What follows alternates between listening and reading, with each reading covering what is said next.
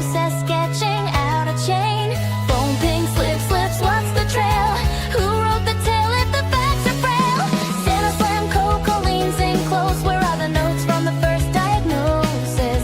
Did they test what they couldn't see, or just trust what was easy to believe? Santa Claus ain't low, shouting at the screen. We need to know, we need to know. They chase every shadow, every sign, or skip frames in the storyline. Truth or plot, high or low. They're counting every cut, each flow. Anime eyes locked on the show. Santa Claus and Sailor Moon.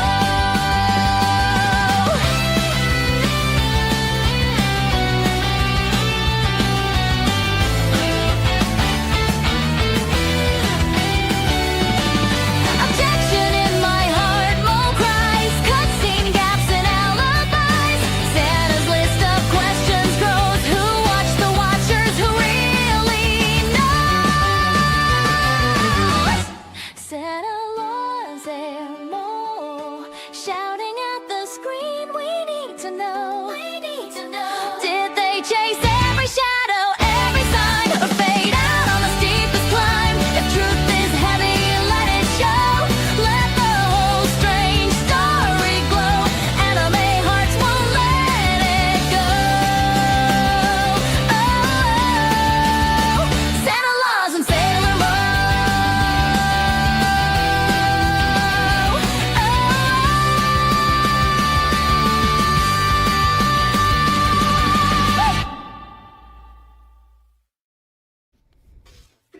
Hey folks, it's Friday. It is Slightly Buzzed Show.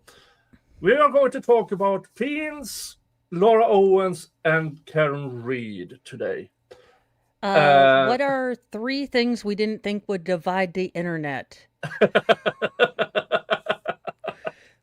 Oh, I've always been pro Peen. I guess I didn't realize it was so dividing.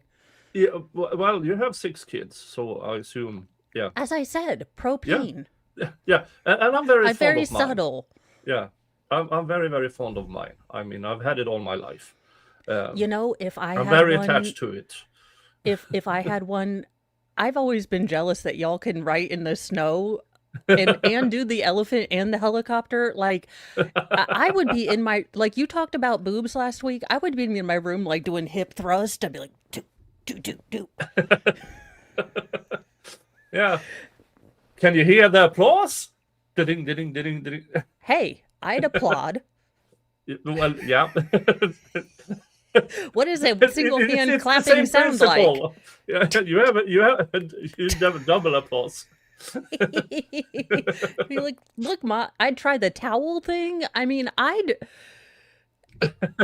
you just couldn't even let me outside. I mean, No.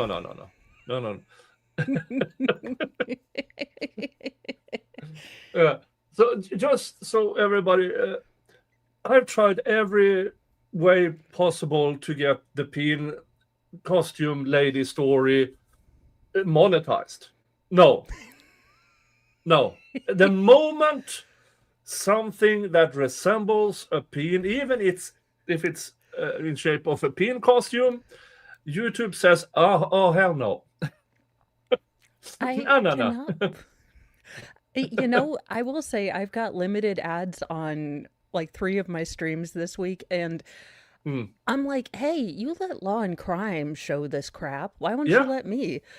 I mean, okay, to be fair, I might have offered some creative thoughts on punishment should the Spanish Inquisition come back.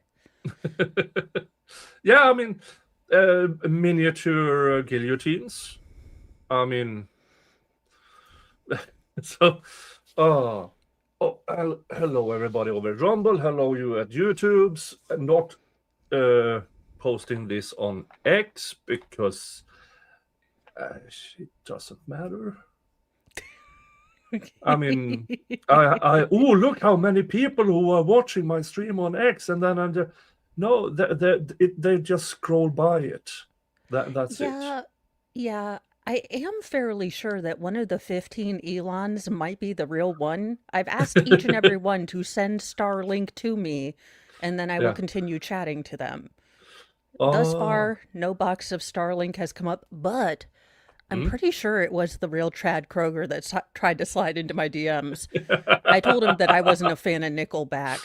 He said we could still be friends. I said, I don't think you understand. Is Twitter having problems? No, it's just it. I don't get I don't know how you views would. from I don't know X. how you get monetized from it, I guess, or make it profitable to Yeah, use, or I I guess. mean, I might as well. There. No, I'm on X as well. Let's see if anything happens. Now, up in the my top left corner, it will be a number and it goes up.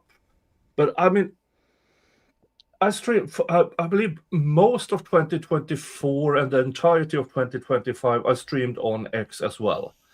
I may have had 3 comments in total from the chats on X. So. Hi, Dave. Good evening. What is the topic for this evening? Other than getting Nick drunk, which has been several years, Nick needs to be falling down on his computer keyboard drunk tonight. All right. Well, that's I am a actually challenge. indulging tonight, so that's a Yeah. difference. I have my beers over there. But while I go fetch my beers, everybody say hello to Squid Pro Quo. Hey guys. Welcome. Oh my goodness. I might have to grab my headphones. Let me know if there's an echo. So. Okay. I don't hear. I don't hear an echo. I don't. Okay. Not at the moment, at least. So our first subject today is Peens, and so while I go fetch myself some beers, how about you two talk about that subject? Squid, let's talk about the Peens we have every day. I have one in a jar in my closet. Okay. So speaking of Peens, the one I live with. I am streaming earlier the Tyler Robinson hearing, and he's gone. The little has his phone, so I can't communicate with him. He comes in the office and he's like, I need you to come outside and look at something. Now, it's important. And I was like, oh no, what happened? He's standing outside with a new truck and a salesman saying, can I buy it? What? Do you get a mini Highland cow? Because I feel like we should negotiate. I feel like if there was a purchase or you wanted to go to Crime Con or something, or a cruise, we should negotiate. So we have a brand new truck in our driveway right now. Oh, it's got 50 nice. miles on it. Oh, does it have amazing. flame decals? No, but it's got a really big diesel engine. Oh, is it a dually thingy-mabob? No, but it's a lot bigger than the truck we had. So okay, I'm not trying to be dumb, but does it do more if it's lifted functional wise, or is it more it looks cooler thing? It looks either cooler, way, it can tow more, and it's harder for me to drive. Yeah, but you're married. You shouldn't have to drive. You're not Joe from Good Logic. You shouldn't be driving. That's true. I haven't had it. But I like driving the truck. I'm just intimidated. I do like driving when I'm much taller than people, but then I realize that with great power comes great responsibility, and people piss me off too much. It's not driving the truck that scares me, it's parking the truck. And not looking like a douche. True. Yeah. Now, we don't have these big trucks over here because our roads and parking lots aren't really equipped for it. But I mean, I've been to the States a number of times now, and yeah, I get it, because every other car around me are assholes. I don't get it, which is weird because I never scream in my car at other drivers. Ever. I have this tiny little Suzuki Liana, and it's so much fun because when I step out of it, it's like, one of these clown cars at circus, tiny one, and all of a sudden here comes the giant.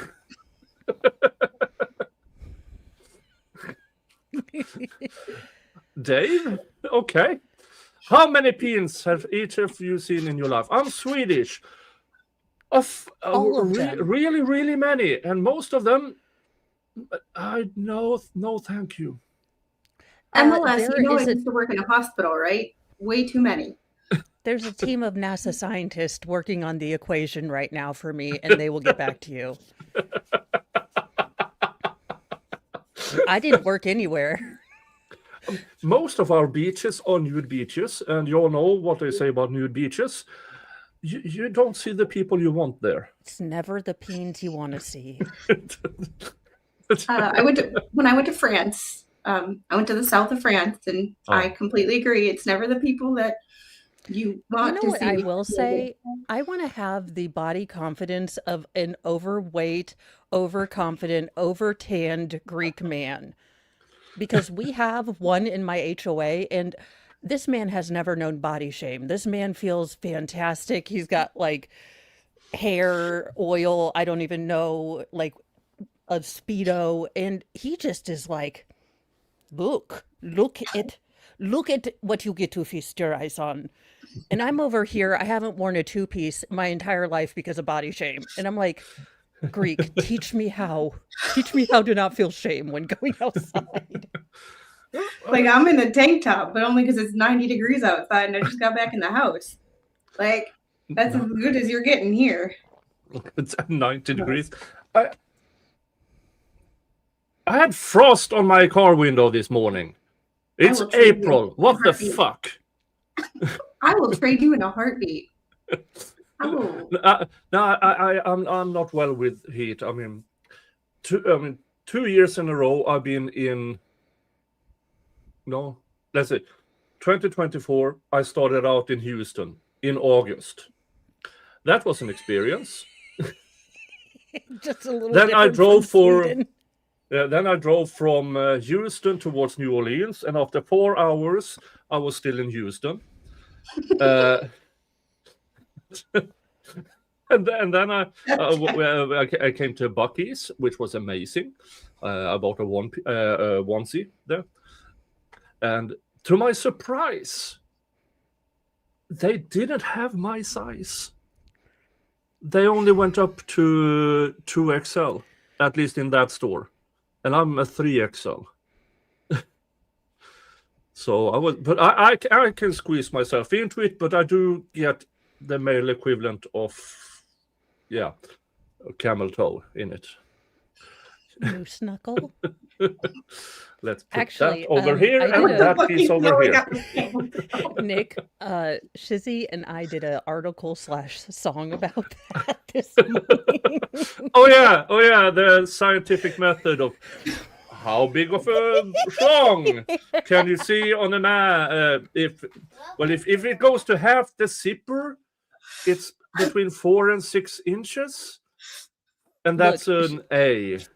You know what? It had diagrams, and old Shizzy had.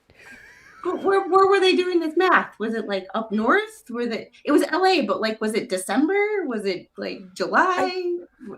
I mean, I don't know if he took into account weather shrinkage. He didn't label himself a meteorologist, so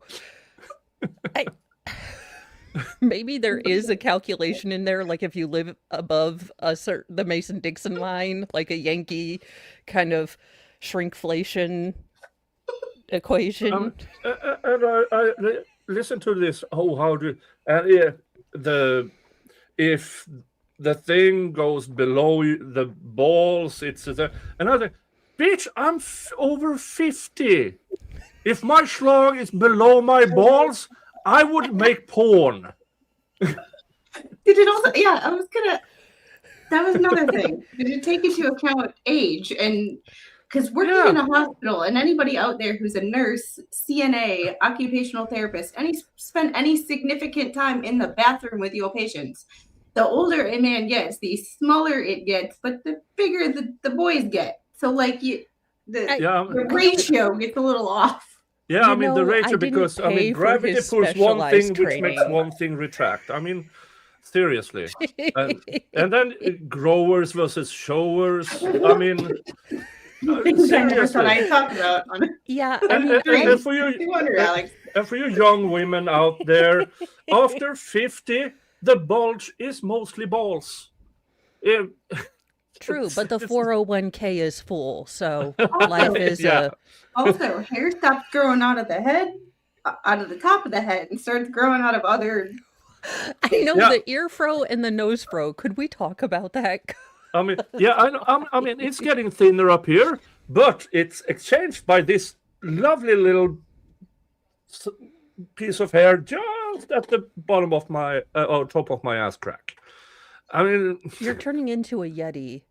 yeah, and I'm had trouble getting out of the Sasquatch Museum and Research Center in Georgia. I mean, I walked in there and I was almost an exhibit.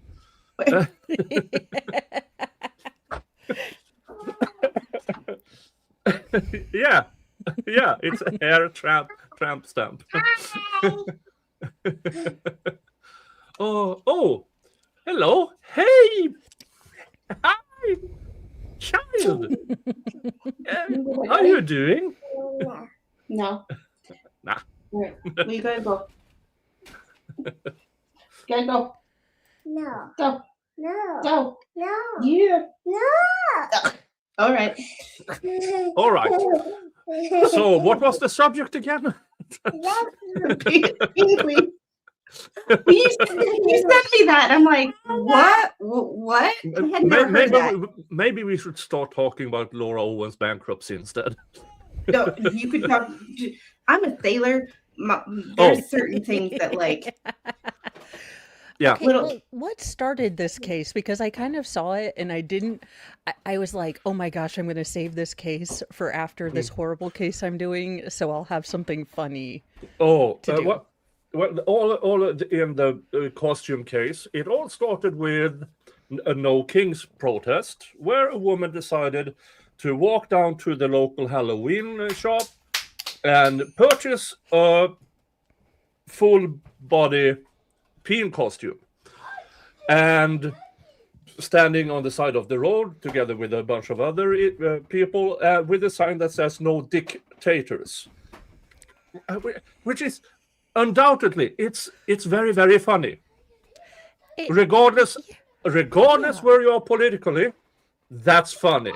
No, that's funny. And in shows comes this officer who apparently has inferior complex and decided, no, we can't have that in our family town. Oh my gosh, So? Nick, no, she thought of this wrong. It was anti-Semitic. That was a circumcised. Oh, He was a Gentile. Called the ACLU. You guys joke, but I mean, the ACLU might take it up. They are ridiculous. And I say we use their ridiculousness for good.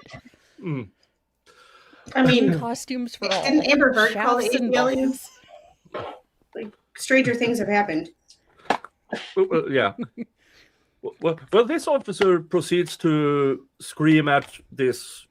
Well, at that time, we didn't know what was inside the costume. It turns out to be a 62-year-old woman. And because why not? Oh my God, can you imagine? Grandma, tell us how you fought for freedom. Well, kids, I took America by the shaft. No. Disney, when you make this movie, I would like to be a part. Mm. Tug for freedom. I mean, where do you go with that? Yeah, so, well, Well, Yeah. the sequel is messier than the first. the sequel is Girl with a Pearl Necklace. It's National Treasure, but it's weirder. A little creepier. Oh. This is why I don't drink normally, because I haven't had a drink all year. This is Oh. water. Oh. It's really good water. It's just well, no, this well, is real I'm very alcohol, and close. usually it's water. This is Weiss. This is just Weiss me beer. unhinged. I'm drinking Weiss beer, which is fucking close to water. So when I make a comic book about this, should I add a cape? I know how the Incredibles feel about capes, but I feel like American flag. yes. American flag cape. Yeah, definitely. JKD Buck, our resident meme maker. Yeah, you know what to do. Now, this officer walks up, and instead of normal conversation, the first thing we hear in this recording, because it's a body cam, so sound doesn't start until half a minute in. How are you going to explain this to my children? Okay, Mr. Officer, how about you tell your children and explain to them what a peen is? But no, apparently that is the job for strangers. Yes, because the first thing I want a person dressed up as an inflatable peen to do is talk to my small children. Yeah, exactly. And I mean, why go to Disney World when yeah. this is right in town? Yeah, and she then says, well, if I'm not detained, I'm walking away. She starts to walk away. He drops her to the ground and gets arrested, pulled into the cop car, and, well, then he lied to his superior officer when he radioed in because, I told her to take it off. I told her to do this and this. Shithead, you're on body cam. You didn't say squat. And, of course, there was a trial because apparently the town attorney is also the town prosecutor who decided, yes, of course we are going to prosecute this because we can't have this in our town. Indecent exposure and all the things. So Thursday, or if it was Wednesday at 1:30 p.m., the trial started. The trial ended at around 4 p.m. with a not guilty. It was a bench trial. So the judge, they presented the arguments for the judge who said, yeah, fuck off, more or less. So, For the as first I time all day, I'm like, what just happened? Like, I'm speechless, which is rare for me. Yeah. Rare. So, I made a song via suno.com in which we can see parts of the body cam video. I tried to blur out because YouTube says, no, inflatable penises, we can't have that on our channel. I tried to blur it out. Have you tried googly eyes? Because I think it does something aesthetically. Well, let's just... I will be right back. I gotta do mama duties real quick. Okie dokie. Oh, but now I have to wait. We can't do this. You can go ahead and play it. I'll be right back. I'll be real quick. I just gotta run to her room. Okay. Yeah.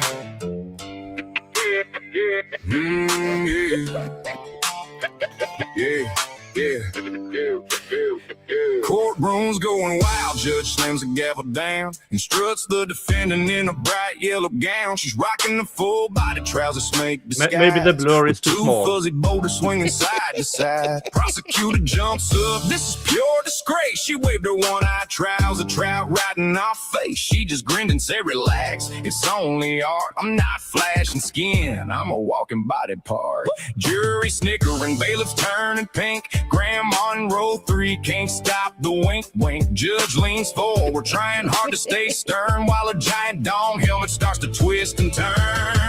Not guilty, she's walking out free. The purple-headed yogurt slinger got the victory. They tried to convict her for indecent show, but the love trumps and stole the whole damn show.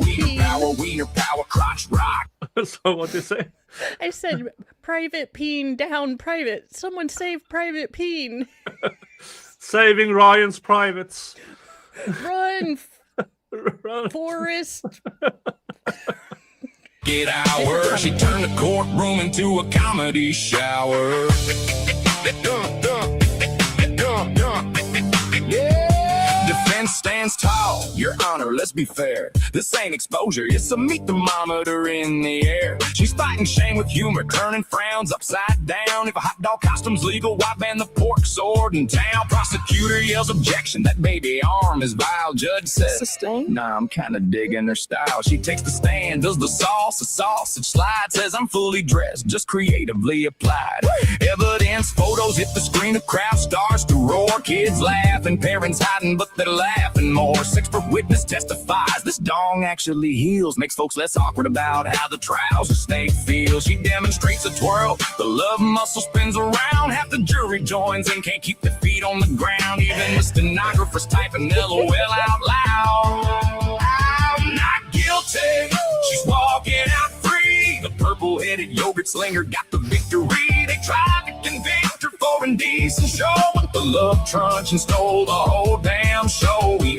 Wiener power, crotch rocket hour. She turned the courtroom into a comedy shower.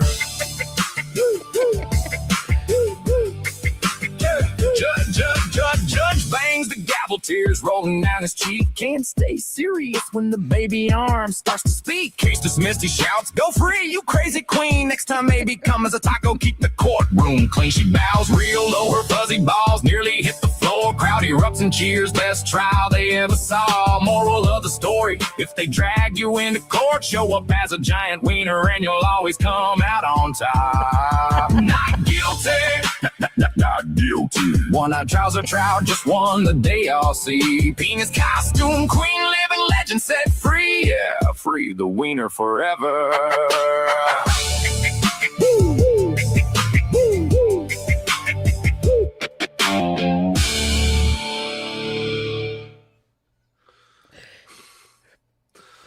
I'm having way too much fun with this. I love that they tried to handcuff her in the costume. like they were so offended by the costume they didn't have her take it off right away. They instead wrestled this inflatable, because all I'm imagining is like the little motor going, and they're like, come on, we can. Well, as a cop, how do you go home and when your spouse asks how your day is, how do you explain that? I wrestled the biggest dick I've ever had to deal with. And it was touch and go. I was terrified. And his wife probably knew exactly what... but here's the thing. In that town, she's now dubbed the town person of the year. So this thing about, oh, they're so offensive to this family town, we don't agree with this. The town just said, yeah, we do. Fuck off. Give her the keys to the city. Yeah. That's the thing. We can disagree. Look, would I ever show up in an inflatable Peen costume? It would depend on my contract and if it was tasteful to the movie. Like if it was an artful direction or erection. I don't know. Director's notes. But, you know, I didn't get mad when all these women were like, oh, we're going to say the P word and it's going to scare you. I was like, okay. Wear vagina hats. Have fun. I'm not offended. I don't care. I think you look silly, though. You just laugh and move on. I can't help but like just. Can you imagine dispatch? Dispatch? I have that on my 2026 bingo card. Can you imagine Dispatch? Hello, 911. There is a giant penis in the street. It is large, it is circumcised, and we are afraid. Yeah. Oh, by the way, before trial, but after the arrest of Peen lady, another protester showed up. in an eggplant costume.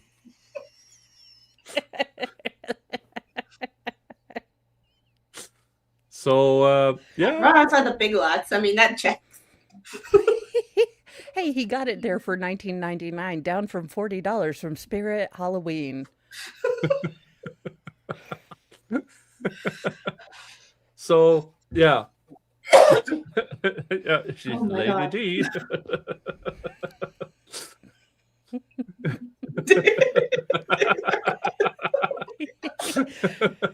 Well, it could be a Toys R Us, but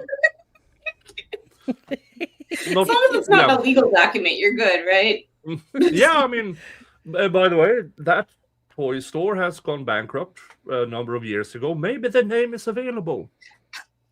Maybe she was celebrating John Hancock, but got the reference really wrong.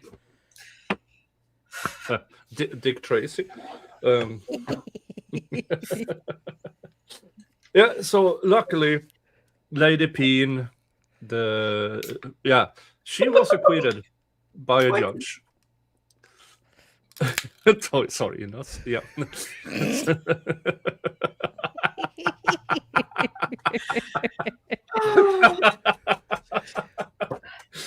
I think that if he had access to fun toys, he wouldn't be such an ass. Maybe he needs like a Baldo. Who do we know that knows where we could get one for him? I know a guy. Yeah, I think I know a guy too.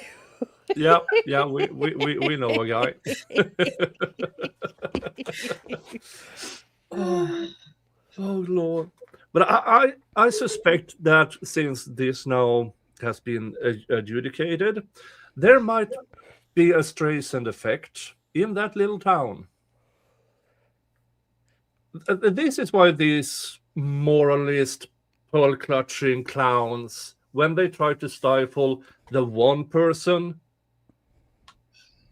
now you got more. Plus the embarrassment. Yeah, and inferior complex. Plus the jokes. I'm guessing there's real crime going on. I mean, imagine the robberies. Like, no, pull it back. I've got this peen. The worst thing you have to worry about is a giant inflatable penis. You live in a first world country. Yes. Yep. Oh, I can't believe I said that with a straight face. I'm gonna write a book. Are you in a first world country? Just I and said then it's it, gonna and then I like listened, like played back in my mind what I said, and I'm like, oh my God. Bless my heart. oh God. I like Yeah. it. It's been an incredibly rough week, but I have not laughed this much on a couple of streams that I've been on in a long time either. Like, this is needed. I do my Yes. best. I do my best. Everything doesn't have to be all serious all the time. I mean, we cover things and trials with really, really bad stuff going on. So we need an Afro man. We need Teen Yes. Lady. We need these things. And so, kind of, thank you, Officer Guff. Shove your face in. No, I don't care what his name is. Thank you for bringing this to our attention. I bet you thought we are going to stifle this so nobody will know what happened. We'll leave it to YouTube to let everybody know what happened. I know. There should be The- obligatory courses in the Streisand effect. You would think, but they just seem to not be able to understand anything. No, it's like this week I started a Timu Law School with a bunch of Ooh. courses for lawyers that like how to piss off the judge in 3 seconds or less. Like we had the chat come up with a bunch of names. So now we're gonna figure out lawyers to teach them. Mm. Like David Gingras would be able to teach, like, how not to tell if you're pregnant. That's the masterclass. I mean, but apparently I ordered something a few streams ago. I'm not entirely sure what it is, but it might be You sound one like of a me. few things. what I'm worried about is that the package, because I only ordered, well, only. Drunk me likes to buy sober me presents. And sometimes it gets weird. Well, let's see. What the fuck is this? Well, I mean, you're not looking at pink wigs, so. Oh, Ooh. I think a pink wig would be fun. Well, I was looking. I have like one, but I've worn hey! it a lot for this trial, so. It is my American. Hey! Ooh. Huh? Nice. But it was I couldn't find a shirt that said First Amendment, so second is close enough. It Second will piss works. off. It will piss off enough people.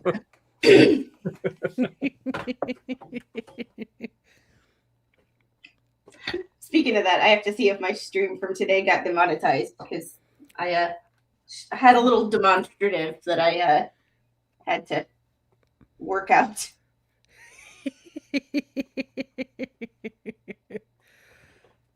Let's see. We're still good. I know. I'm I think- constantly shocked when some of my streams don't get.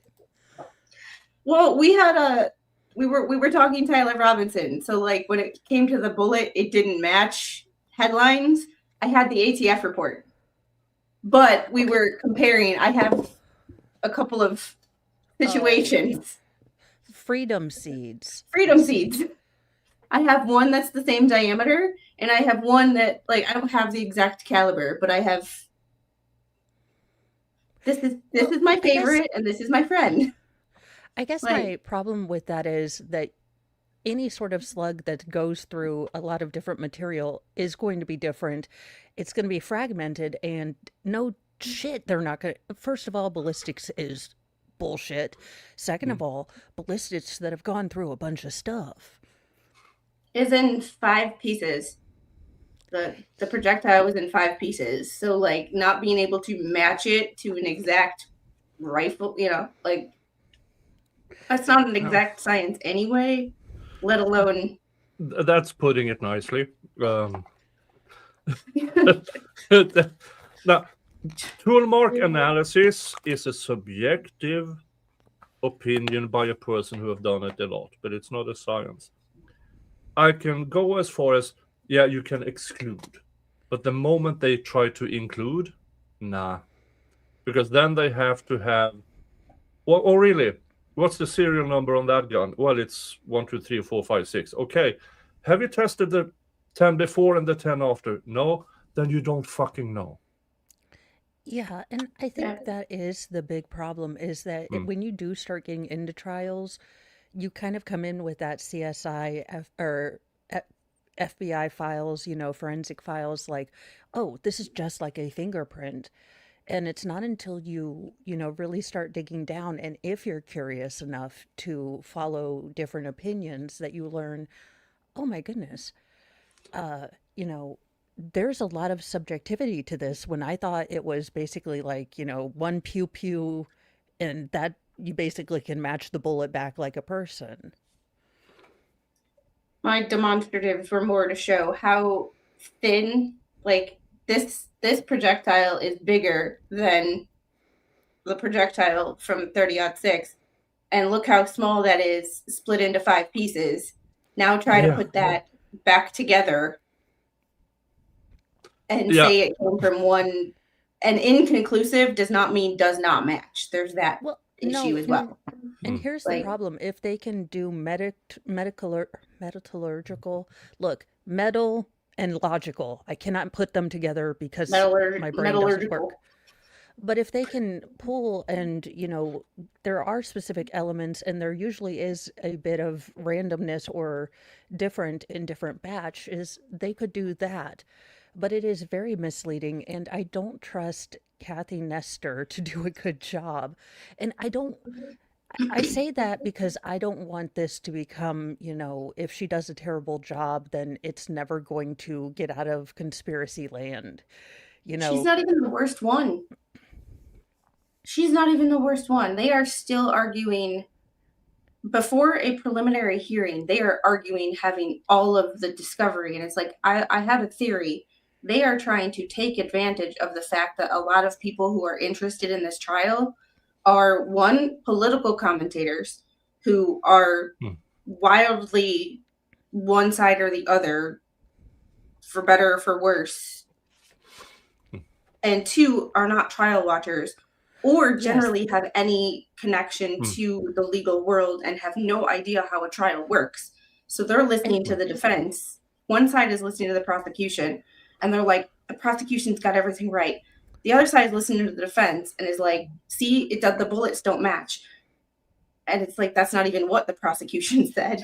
Well, no, and a lot of people that aren't watching trials, things that are normal, procedural, kind of perfunctory, like Tyler Robinson getting to wear civilian clothes. They're like, judge letting the defense walk all over him. And it's like, no, these are fairly standard things. If you don't know stuff about trials, there are plenty of law nerds that would love to tell you, but don't put out there that the judge is siding with this and start stoking all of this.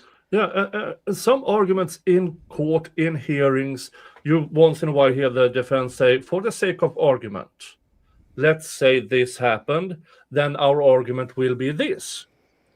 And then you see the headlines, defense admits. And you just want to slap them with a chair. No. And that's what was one of my points with the demonstrative. Like, I love my Second Amendment. I am not an expert in that area either. However, I have enough, like, we have something that fits this. Like, this fits into something that I own. Like, we, so I have enough knowledge I keep my side chick right here. Like, I have enough to know that, like, okay, when it says this and this and this, look at what you're actually talking about. Like, look how small, even something that's really big, that's what she said. Yeah. It's small in the grand scheme of things. Yeah. So it's like, it's a very, like, I'm not perfect, but, I'm just a layperson at the end of the day. I'm just a person who tries to have common sense. Tries. That's the thing. Doesn't always work. Yeah, all I know is the difference between 5.56 and 7.12 caliber. I mean, that's the NATO standards. Or the 7 and above is the old standard of 5.56, and the 5.56 millimeters. That's a 300 blackout. That's my bestie. Oh. That's my favorite thing. That's my favorite round in the world. Goes to my favorite, my favorite friend in the world.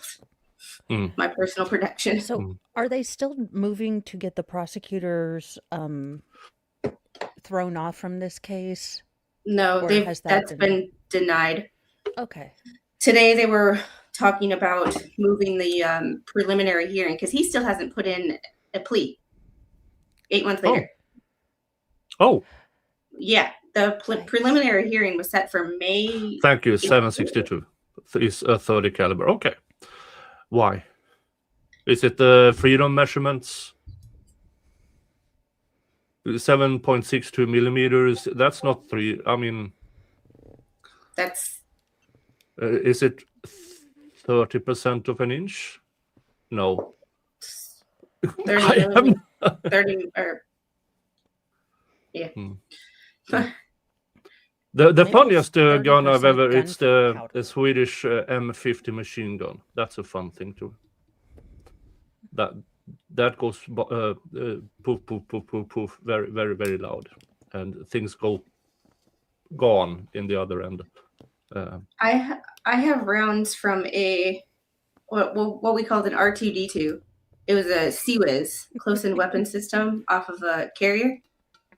Oh, cool. It was, I think, 3,000 rounds a minute. It basically sounds like a and I got empty casings from it somewhere in the attic. But you should make like a little like garland like put twinkle. I only have 2. But doggone it.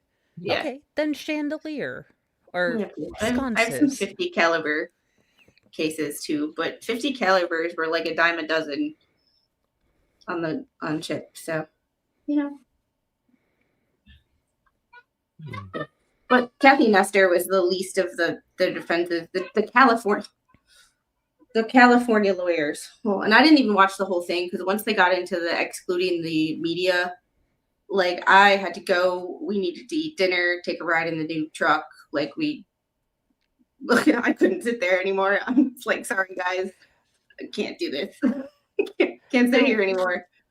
But are the California lawyers coming in because of the amount of discovery, or is there a California component that requires them to be there, or are they just helping?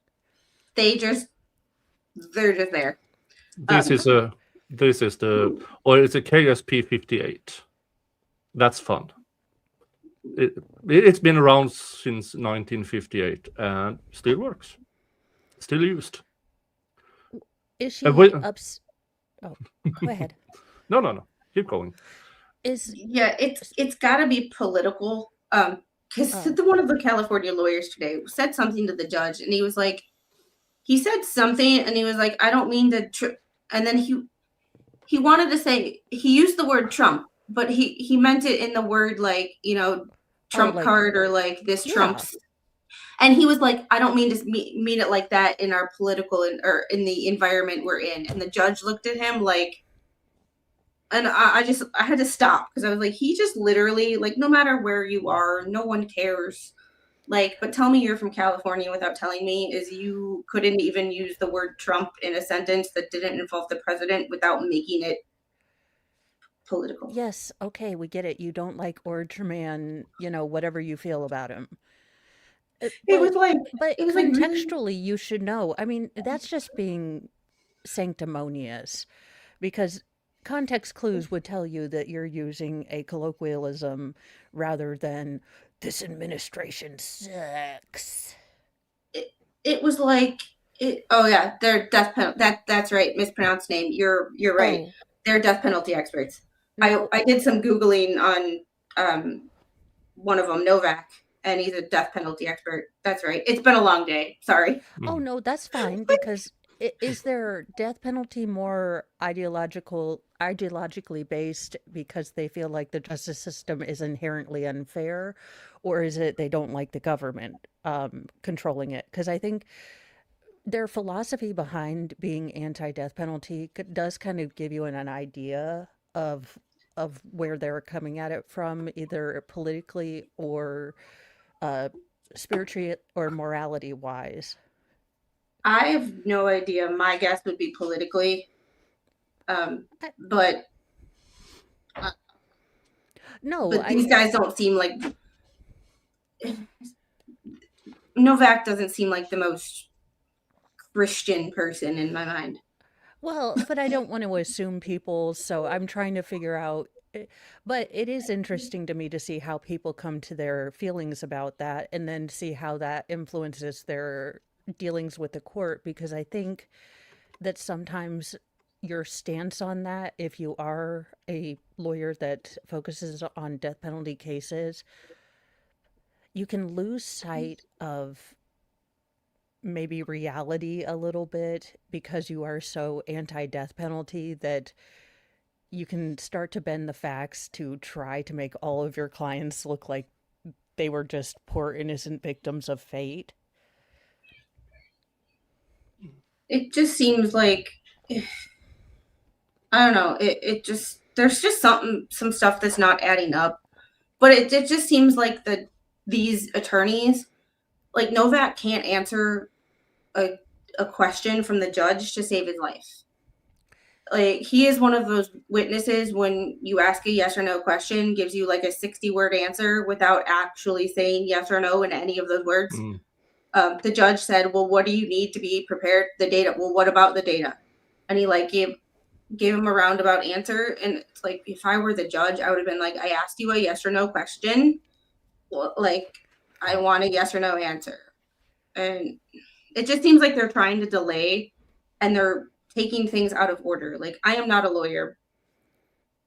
God forbid I'd ever become a lawyer. Bless this country. What would happen to it? if someone Well- let me into law school. Well, one thing that I listened to, listened is a strong word in this, but it's about when the defense asked for the data when it comes to the DNA sequencing here. They want the data that's inside these programs that spits out a summary from the FBI or from whatever's. But problem here is those programs are more or less, what do you call it? Patented. Proprietary? Yeah. Which for me, if you have to keep that secret, you can't use it because the foundation is gone if you can't show what the program actually is and have Could they have a closed hearing in which the algorithms were discussed and then not released to the public?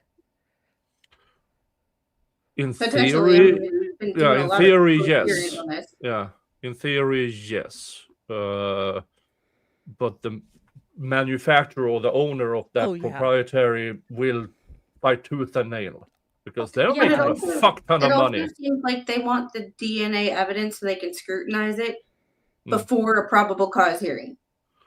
Yeah. And why we've waited 8 months for a probable cause hearing? Yeah, that's strange.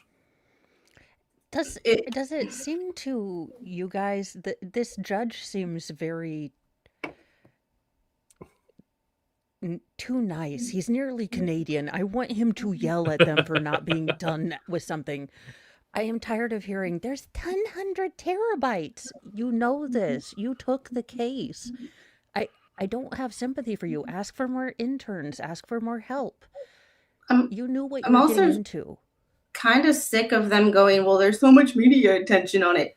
The witness that they brought in when I said I'm done with this was a guy from California who was talking about he was looking at the ratio of positive media to negative, and it so Oh. reminded me of Amber Heard. Oh, that guy, I don't know why he was there. If it is, we can't have cameras in the courtroom. Well, he made a very good argument for cameras in the courtroom so you can avoid these wild speculations that are out there. No, And- you can't avoid wild speculations anyway, but now other people can say, no, that's not what was said. Look here, and here's a clip of what was actually said. Then do we think the defense's strategy is going to be to feed whether, kind of under the surface, this narrative of conspiracy theories? Because it does kind of fit with the way they engaged with Corey Richins' tale. That was a conspiracy. Or they don't want to be ridiculed, as they were in the They Corey should've Richins trial. Picked a different career then. I mean, I personally, if I were them, I would lean into the conspiracy theories because I would use that as a reason to inject reasonable doubt. Is look at all these other theories that are out there, and that you can use that to inject reasonable doubt, which is one of the reasons that I hate the conspiracy theories because I'm like, let the court sort it out. I do think if they were able to handle it well, but I think it will devolve into Brokeback Moorman with Kathy Nestor. I think it could be done well, but will it be done well by them? No. Yeah, based on how they acted in the Corey Richins trial, I would not hire them for trial work. Now, pre-trial, because I was expecting a really good defense in the Corey Richins trial after what was going on, because they fought tooth and nail every step of the way, pre-trial. And then at trial, we discovered none of them could think on their feet. Because every question had to be prepared, and she didn't care what the witness actually said. She just went on with the next question, which is Well, yeah, and not good. the trick would be to pick conspiracies that are probable, not, Yeah. the ridiculous ones, nothing about They had a police gay having- relationship. No, it was friends bantering. Yeah, so again, you would have to pick out the ones that have more to it, especially like the older gentleman who was trying to distract police. Yeah, Well, what did the police look at for this person? I mean, yeah. Charlie Kirk was not without people who didn't dislike him, Mm. you know, that kind of thing. But do I think it will be done correctly and not like a joke? I don't. And that's what's worrying me is that it's going to be done like a farce and then there's never going to be an end to this trial. I mean, the trial itself is at least a year away because they are asking for 4 months now. Yeah, now. The- the- I would be surprised if 4 months from now is August. There will be evidentiary issues, there will be depositions, there will be this, that, and there will be witnesses who doesn't want to be there, and all the things. And once they get a hold of all the discovery, yeah, let's try to nuke that one. I would say at least a year. I would imagine so. Now, also, how are they going to figure out which witnesses they want? I mean, the state has a lot of paring to do down or paring down to do, sorry.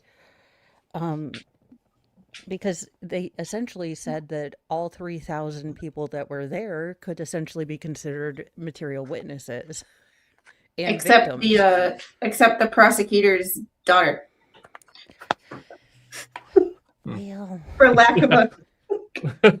We're all clear. I do hope have we checked out with Letitia being so fresh and recent, have we checked out that there is not going to be any sort of hiccup because of the prosecutor's daughter being there? I mean, that's also another worrying thing to me. I mean, See, if I were him, I would have like recused myself from the situation. I would have been like, "Don't talk to me. I don't want to know. Like, y'all go to someone else if you need anything. Like, I'm just gonna separate myself to reduce any appearance of impropriety." Yeah. And that's what didn't happen. And it was like, as much as I thought that it was like, okay, don't disqualify the whole prosecutor's office because of that. At the same time, it was like, that's a really bad optic. And when you're dealing with a case this public, the optics unfortunately matter. Yeah, definitely. If I were the defense, that would be a name on my witness list. Definitely. Because of next stage. Because if Mr. Robinson gets convicted, prosecutor's daughter was in the audience. He was biased. We called her as a witness. And imagine the optics. Well, who's going to cross-examine her? That's a really good point. yeah, and as a parent, I would be very honest. If my child was in one of these situations, I couldn't divorce myself from it. There would always be that moment when I got the call that that situation was going on, and that split second where I didn't know what my kid was, safe or not. And that for me would be too emotional. I would have a personal stake in the case because my daughter, for whatever amount of Schrodinger's time, was possibly hurt or no longer here, and that's I can't even imagine right now. My daughter's 3, and like when she went in I was outside doing something, and she went in the house to be with her dad, and I didn't hear her open the door and go in the house, and I had no idea where she was. I panicked, and that was only like 45 seconds. I cannot even imagine what it would be like. Like I don't. yes. Look, So I look forward to the day when she, gets a little older and like goes to friends' houses by herself and like goes to school and stuff like that. However, I am still dreading that day because I have never been away from her. yeah, so I don't think that it's beyond, I think it would have just looked better for him to say, you know what, having evaluated, I can't divorce myself from this. I wish I could. But out of abundance of caution, with this being a big case, I'm going to step back. I believe that my team can go forward, and do a great job. But, out of abundance of caution, I'm just going to step back. Yeah, that's a giant shit show in the making Mm. that has yet to have a resolution. Well, because Nestor's going to bring it up, but she's not going to bring it up until, again, she's going to let it fester until the day of trial, like she did with a bunch of things in Corey Richards. Like, oh, well, we have a motion for this. You didn't say anything about Yeah. it. Yeah. I have a feeling we're going to get a lot of those shenanigans in this trial, and it's going to piss people off. Oh, definitely. Definitely.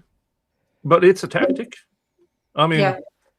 I think the judge is already like he was starting to get some serious deep lines, like trying to not show his hand. It was getting bad. Hi, Dave. No, Nick is not drunk yet. We have $10 to the first spin on the Wheel of Regrets. For those who are new here, but I doubt anyone is. Let's see here. Dun, dun, dun. For you who are new here, this is the Wheel of Regrets. And the tale of the take is individual supers, gifted memberships, PayPal, buy me a coffee of $50, and you choose my poison.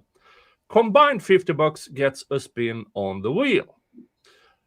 And we are currently $10 away from a spin on the Wheel of Regrets. Oh, and I did buy a new whiskey. Ooh. It's for Pete's sake. That's good. It is a Scottish blended peated whiskey, which means it's extra. What do you smoky? Ah. Yeah, or extra burnt tire or extra ashtray, or it depends on your taste buds. I would say smoky. I like my drinks not to hurt me. I mean, until later. Smoked with peat. Yep. Oh. Oh. Thank you. Oh fuck. All right. Here we go. It's the Wheel of Regrets. Dun, dun, dun, dun, dun, dun, dun, dun, dun, dun, dun, dun. Oh no.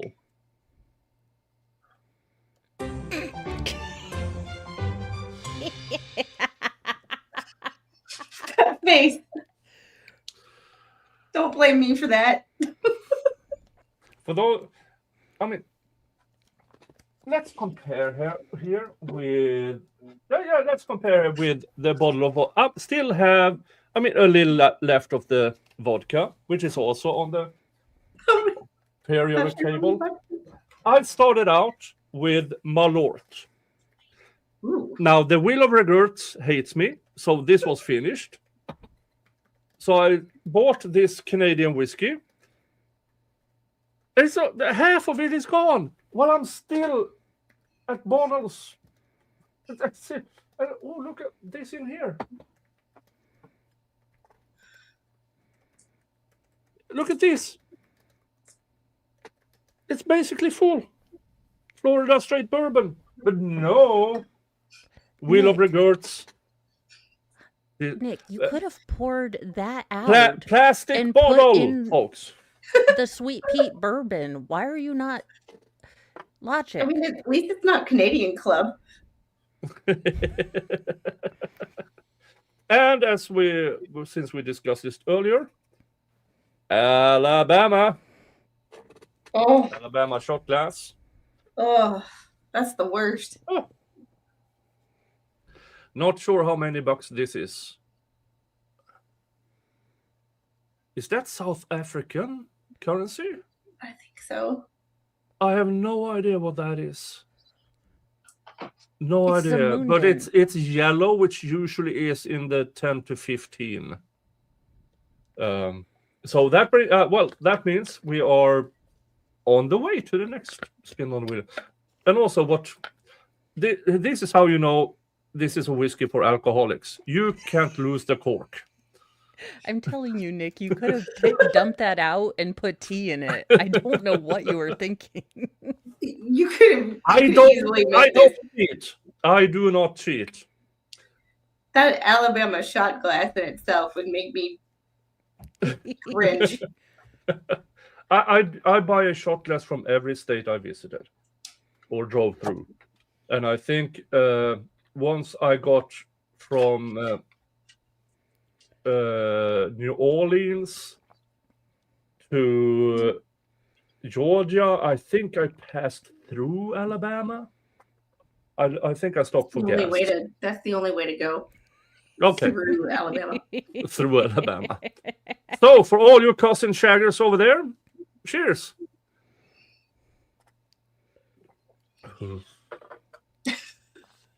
The face. It's so bad. I mean, I grew up. I live in Georgia now, but I grew up in Wisconsin, so I get the alcohol, the bad alcohol face. Been there, done that. There's a reason why we don't really drink now. Yeah, I mean, a bit. I mean, I stayed in Atlanta at a really strange hotel close to the courthouse. Very, very nice personnel, and then up to the room, and I was like, "Is this a former bicycle shack? Or what's going on here? Why does the tile stop there?" Followed by carpet, and then it's half carpet, half tile in the bathroom. Yeah, it was interesting. And then I drove up towards Chattanooga, is where I passed. First of all, I got lost driving out of Atlanta. So all of a sudden I was, these are really, really nice houses. I don't think I'm supposed to be here. And once I got through that, on the other side of the highway was the drive-through liquor store. And then you had all the Escalades with all the housewives and nannies. Yeah, I know what they are doing while they are supposed to watch the babies. But on the way up towards the north of Georgia, I saw this big sign. And it said, Blue Ridge, Sasquatch Research and Museum. I had to pull over. Of course. Yes, of course. No, I checked on GPS. It's an hour. So I stayed at the motel and then drove there the next day. It was amazing. A giant building with all the evidence included, but not limited to. I mean, the footprints and the films and a 1 yard long poo. That is impressive. Yeah. I mean, And they were very, very proud of that. No wonder they're going extinct. And of course, I had to buy a shot glass of a Bigfoot. once again, not something I had on my 2026 bingo card, yet here we are. And Yeah. I don't know what I would have done without hearing that story. My life would not be the same without hearing that story. And I tried to get Shizzy to be there, but he blamed COVID or something. And if I knew you were in Georgia, hey, come with me. I'm more towards Savannah though, so Geography is my strong suit. Savannah is on the coast. Ooh, Georgia has a you can get coast. shrimp. Yes, Georgia has a coast. I'm in coastal Georgia. Okay. Okay. I learned something new today. So if you're ever come to Georgia, you have to come to Savannah because we'll go on some ghost tours. Oh, Yes. yes. Yeah, I can see myself doing that. Now this year, I'm aiming for Canada because there are certain new rules about to get in place when it comes to us visiting the United States, like write over your DNA and firstborn, stuff like that. And I'm a bit hesitant. Well, there won't be a firstborn. I mean, I'm way past that, and Miss Viking is older than me, so no, there won't be a firstborn there. But yeah, so I'm doing Canada this year up to the Viking settlement in. I was about to say, I mean, had you planned this for a couple years ago, I think if you'd come a more southerly route, they'd never caught you. Yeah. But Stay here as long as you want You'd to. yeah, blend, do Nick. you know the You'd Family blend. Guy meme when they hold up the different colors? Yeah, I'm very safe. Yeah, Nick. I mean, you'd be like, I'm from Ecuador. Hello, from Ecuador. Hello from Ecuador. My I mean, ancestors. I know the whole like the U.S. people talk about what their heritage is, but like I'm Finnish and like I'm a quarter Finn. Like my grandparents immigrated here from Finland. That explains the shape of your eyes. That's Finnish. That's Finnish. Yeah. I learned something new every day. Yeah. Yeah, Yeah, my great grandparents the came here from Sami? Finland. My grandpa's 100%. My mom's 50, and I'm a quarter. So Cool. Nice. I can trace that side straight back because I know when they got here. Now the Finnish people and the rest of Scandinavia and the Nordic countries, we're really not related at all. Now Finland, for a majority of the time, was Swedish territory, and then it was Russian territory, and then we switched back and forth with some killing in between, and but then it became then in, I believe, 1915, Finland became Finland. But Finns are the only ethnic group that can outdrink me easily. And when a lot of them immigrated to the U.S., they went to Wisconsin with the Germans. So I have Finnish on one side and German on the other. Around 1946. No. No, okay, No. okay. Around like 1890 something. Yeah, that's the big Scandinavian famine. A lot of people went over there for survival. I think also in the late 1800s, both on my mother's and my father's side, but I have relatives in Kentucky. Ooh. Yeah, according to my cousin who does this ancestry thing. But most of my family migrate, not most of my family, but the people who do around Chicago area. They settle I'm from down. Milwaukee, so that seems about right based on what I know about the area. Yeah. So there are people who look like me there. Kentucky was my first. Well, not really, but nobody looks like me. Well, Santa, but no, not really. So you had mentioned your drive-through liquor store. I lived in Kentucky when I learned to drive. Might explain a lot about me. But try being 16, learning to drive, because in Kentucky you had to be 16. You couldn't be 15 and a half. Like the rest of the country, we had to be different. Sure.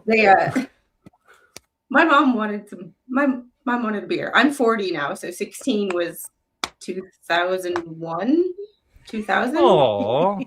2002. I don't know, somewhere around there. But I was an adult when the Berlin Wall fell. I'm 40, so I'm a youngin. I guess. Yeah. That case. But she wanted some beer and I was driving. So where did we go? The drive-through liquor store. So I'm ordering beer at 16 in the drive-through liquor store, and I'm like, I'm just driving. It's not me. Because I pull around and the lady looks at me like, you're too young to be here. And I'm like, it's her. It's not me. Oh, yeah. Speaking of awkwardness at liquor stores, so we go up to Greenwood to get our taxes done, which is like, you know how if you live in the country, you like have to drive places to like find civilization. And so we got our taxes done, and I was like, hey, can we stop by the liquor store? Because they have fun sodas. Um, and of course, I'm getting a bunch of fun, sodas that Cheech and Chong would like to drink. And they had like mini cans. So Mr. Mo does not have an inside voice. And there is a line backed up. Like apparently it was like the day before Alcoholics Anonymous was going to get these people, and they were stocking up. So I get up there and he says loudly, like, hey, when we get in the car, you can pop open one of these cans and we'll go walk around the mall. And I'm like, I'm not an alcoholic. And he's like, no, it'll be fine. I'm driving. You can have. I'm like, first of all, that's an open container. Second of all, I'm not an alcoholic. Third of all, could you have an inside voice? And he's like, but they're not alcohol. And I'm like, they're still. I was like, I'm still want to be respected. Like, I want people to think I'm on a lush. I want them to guess. I mean, it's not my story, but it's my story to tell. Awkward moments at a liquor store. I mean, back in the day, before I was before my time, when you could leave school during the day, and the drinking age was only 18, and you could leave school during lunch. Somebody decided to go across the street from their high school to the liquor store with their friends, standing in line at the liquor store. Guess who's in the line at the liquor store behind them? Their father. Oh. The Finn. The Finn. The Finn. The word. That went well. I won't tell your mother if you won't tell your mother. Oh, okay. I heard that story when I was 16 years old, and I will never forget that story until the day I die. Yeah. I mean, not my story, but it's a damn good one. Yeah. I tried to outdrink a Finn in a sauna once. At least that was what my friends told me 2 days later when I became conscious again. I was about to say, how are you drinking in a sauna? That just seems like a terrible idea. You do this You do that? while very, very warm. To be fair, if I was, because I know you're supposed to be nudish in those things, I'd need to be like off my tits drunk because I am so like modesty, like no. Yeah, but one of my best friends is Finn, and full Finn, Yanni, and we used to get because we became friends when I lived in Gothenburg, and a lot of people we were in our early 20s to mid 20s, so we bonded. So we kept meeting at midsummer and New Year's. So we went to his place, which was way out in the spinach. And of course, he's Finn, so he has a sauna. And of course, we drink, we undress, we spend an hour in the sauna, and we never put on clothes again. Because why? We are already seen each other. I mean, seriously. And by then, we are so pissed off drunk that nobody cares. You Now, know things that you never hear a woman say, like, you know what? Oh, we had lots of females there. I mean, partners, and the fun thing is, okay, I am so sorry, but we really aren't that modest. I love it. Here's my girlfriend Nadine. Here's her knockers, Nadine. You, hi. Yeah, but I mean, besides the initial, okay. Now let's go into the sauna. Okay, but see, here's where I have a problem because I notice things. So, like, if you have a weird birthmark or something, or like your moles look like a constellation, I'm gonna tell you because if I drink, then I tell the truth, and It just doesn't work out. He was a 2-person household, and his sauna was for 20 people. Life And it goals. was an actual sauna. It was wood burn. I mean, all the things. But the fun thing was, eventually, somebody met a new person. And hey, let's meet my friends for New Year's. And here are 19 others, pissed off, drunk, running out from the sauna out in the snow. You would Discussions never were have, held. Yeah. you would never be afraid of public speaking again. I mean, No. honestly. No. I'm afraid of imagine the public night- speaking now. Yeah, but then you've got all the naked bodies you need to imagine people nude. Mental snapshot. Mm. And I don't think I'd be able to keep a straight face ever during any speech. Mm. Oh. And then you compare sweat marks after you rise up to see, is it a grower or a shower? I mean, well, that or what if someone's like all natural and it's, or they have it shaved in like a weird way? Like, are you supposed to notice or not? I mean, like, good Or job if on the someone- heart, ma'am. Or if No, someone and- has a weird tattoo in a place that a weird tattoo should not be. Yeah, or like a Prince Albert. Because I would have questions. See, So many having questions. a piercing like that requires. I never show somebody that I don't know. well, let's just say the common denominator with that friend group was we all were enjoying death metal music and emo music and stuff like that. There were a lot of metal, and a lot of I'm tattoos. just imagining all the guy liner melting off as you guys go from the mosh pit to like. Swinger, sauna. No. Forget No, Love Island. There was We've got no swingers. We and were just sweeties. very, very happy, drunk, and naked. You know, somehow they didn't put that in Frozen. No, wait, That's they how did. you They know were like, it's let it go. It was it's a a Disney nudist story song. because Frozen over here would have been make snow outside of this sauna, please.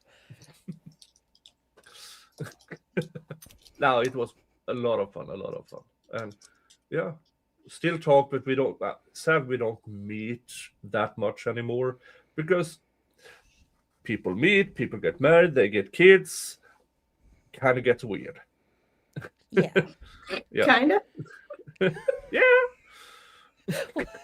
The family reunion sauna trip is Oh, a friend of ours who we recognize was, let's just say, he did not have the looks working for him, or his height, or his body type, or so he met a very, very nice Thai girl. He brought her to our midsummer party. That was interesting. That was a clash of culture. I can just imagine her phone call to her mom. These white people, I don't even know how to explain what is going on here. Like, we thought it was bad with mayonnaise and everything. No, y'all got to see this shit.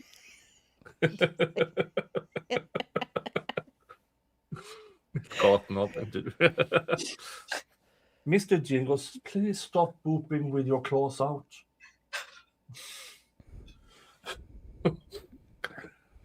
Yeah. But I mean, we had much fun. And I mean, once in a while it snows here too. And my neighbor over there is 100 yards away. My neighbor over there is 150 yards away. I take a snow bath. It's so refreshing. Sounds cold. Yeah, so is hypothermia, but I only tried it once. Yeah, only if you have to heat up before and after. I mean, it's good. I don't have a sauna though. I should have a sauna. I should build a I have a sauna. sauna blanket. That's as good as I get. You're a very bad Finn. You know. Just... Well, I'm a quarter. I got a blanket. Okay, I'm cheap. Balling on a budget.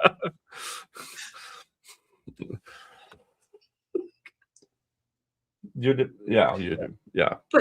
But speaking of being you're relatively modest. The other night when I came home from work, I get home from work at 8:45, 9 o'clock. So generally speaking, the rest of my house is asleep when I get home from work. So I'm like, yeah. oh, cool. I'll have mom time. I'll work. I'll read a book. I'll hop in the sauna blanket.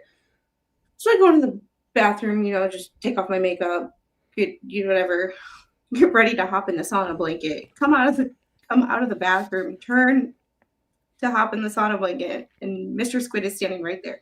Scared the ever living hell out of me, and I just go, and I'm like, I thought he was someone that I was gonna have to like fight, but I'm like, here I am ready to hop in the sauna blanket, thinking I'm by myself. Yeah, and you're like, damn it, I would have to fight naked. And you're like, finally, gravity works for me. Nunchucks, bitches.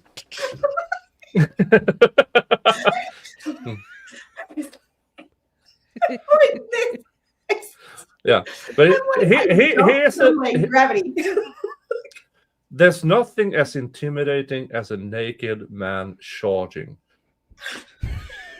Because there's nothing funnier looking. Also funnier looking. But if somebody were to break in here and I'm just going out of my shower, I'd be grabbing the nearest thing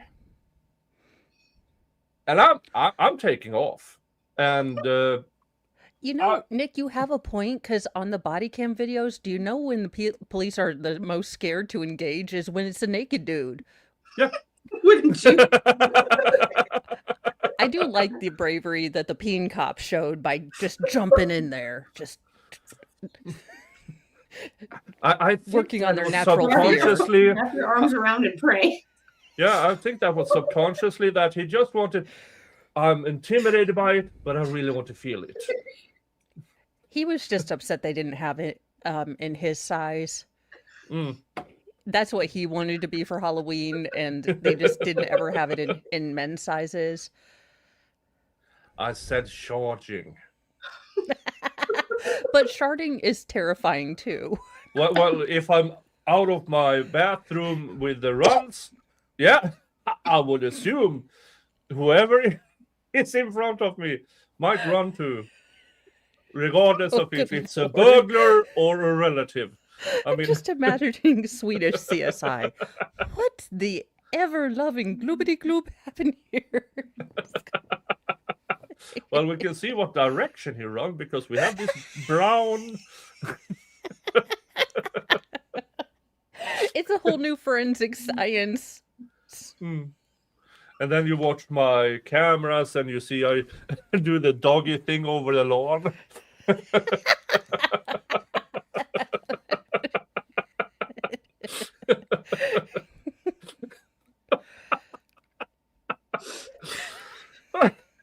Oh my goodness. I so needed this today. I have a competition in the morning. In 12 hours, I have to be at the gym to compete. And Awesome sauce. I needed this today. Okay, so my You're arms welcome. hurt so bad right You're welcome. I needed this today because Sal reached out to me and he's like, hey, are you going to Comic-Con? And I was like, no. So just for giggles, I was looking at like prices and I was like, oh, yeah. So then I thought, I sent Sal, I was like, screw $400 for someone else's con. We're going to make our own con. And then it brought me to the idea of weird tourism. So like I think that's what I should do, but I'd have to leave my house. So there is that. Weird tourism. There's the Lodge cast iron factory in Tennessee. Ooh. Do they have the world's biggest cast iron?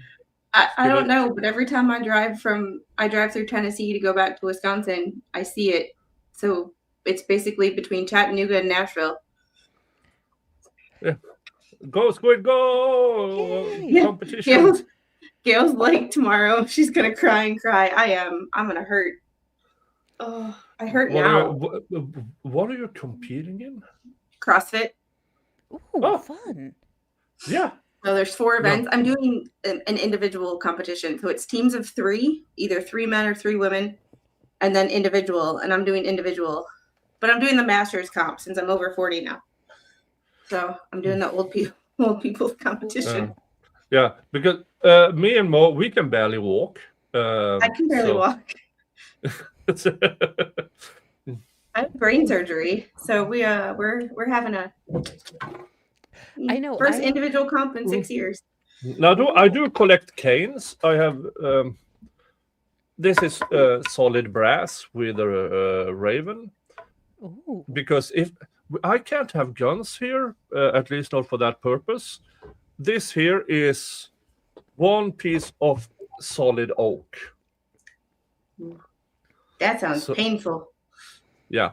So so I collect canes. I have a few others. I mean, I order it through a website, so it's like $200 each. But I mean, seriously, when I say I'm going to grab something and run after something, the only thing I'm lying about is me running, because that's not going to happen anytime soon.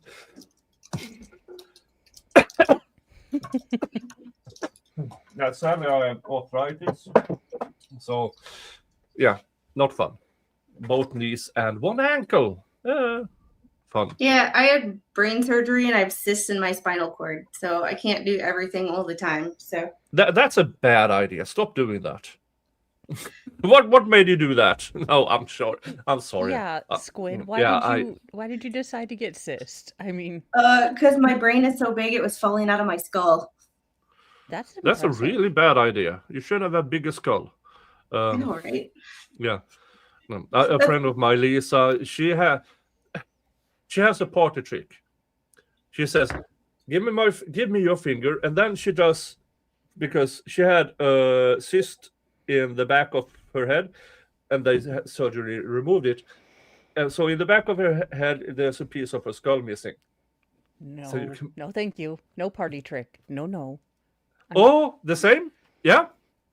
So I know it's a Dura patch. So it's a patch, but there's no skull there. So it's not soft, like you can't push on it and feel my brain, but it definitely doesn't feel the same as. Yeah. That is it's definitely it's cool that they can do that. But Lisa's I don't skull feel it inwards to where they had surgery removed her cyst. So yeah. So I'm happy you're still here. Let's just say that. It was just it was just one of those things of like working in a hospital and people not believing, even when your coworkers don't believe that like you have pain or you have a headache or like you have this or you have that, like your foot is numb, and it's like, no, literally I can't feel my foot. So like you're fake, you're called in sick, you're faking it, and then it's like, oh, you need brain surgery. No, see, there's really a problem. Like, yeah, that's why I have the special order. I mean, at my size, yeah. First of all, it's not just it has to fit this 6'4" person. It has to fit my weight as well, and I'm between 280 and 300 now, depending on which side of the buffet you find me, and. So I mean, those cheap ones you find from the medical center. Hey, we have one for you. Oh, thank you. Snap. Because I have to lean on it. I have the width. I don't have the height. I'm 5'2" You're more than a foot. Oh. I was 5'3" at one point in time, but the military will make you shrink whether you like it or not. So at one point in time, I was like a hair under 5'3", and now I'm like a hair over 5'2". So somewhere in there, I lost 3/4 of an inch, and I don't know where it went. But my spine well, you're not a dude, so when a dude says I lost a quarter of an inch, oh, it's bad news. No, it's probably just cold outside. That's age. No,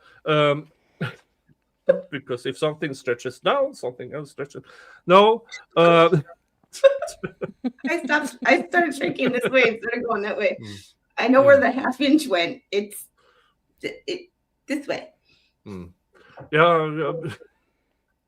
I have a younger sister that is roughly your height, and she used to be thin. And when I say used to, that's like 25 years ago. Now she's more spherical. I'm gonna roll around as a shape. Yeah. Next time you go visit her house, she's gonna come at you like that ball in Indiana Jones. But she complained that she fell and twisted her ankle, and I said that's impossible. You can't make a ball fall. And he was never heard of again. You know those memes on like Facebook when it's like plays the music and it shows the headstone? That's all I can do.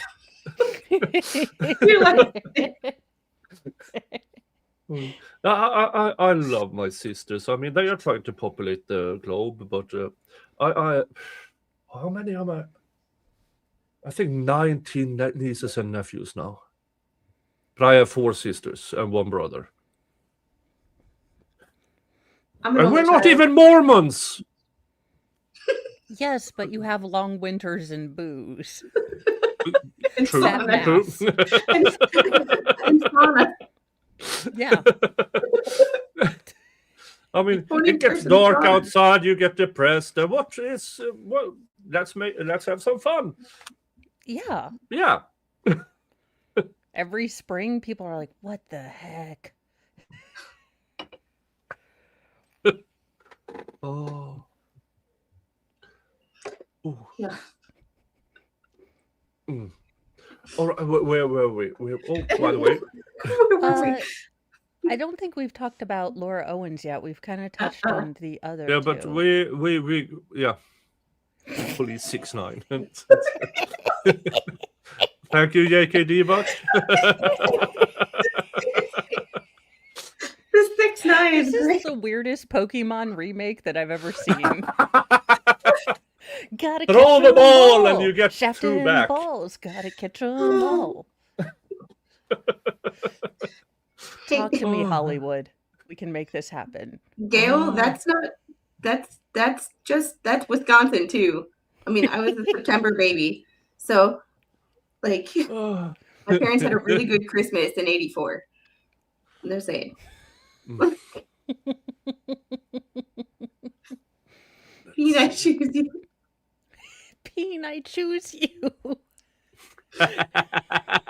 This is why God didn't grant me editing and animation skills, because the amount of redonkulous stuff I would put out. Look, crippling self-doubt and lack of technical skills keeps me humble. All right. Oh boy.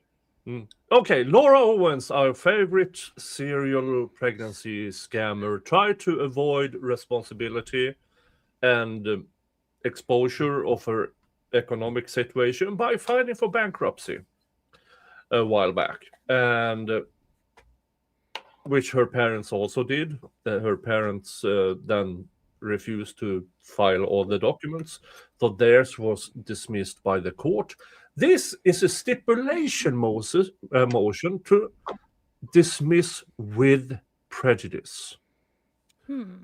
Laura Owens debtor, the United States trustee, UST, and creditor Clayton Eckert, by and through their respective undersigned counsel and debtor, Laura Owens, proceeding pro se, because she can't afford an attorney, but she could afford an attorney in her criminal case.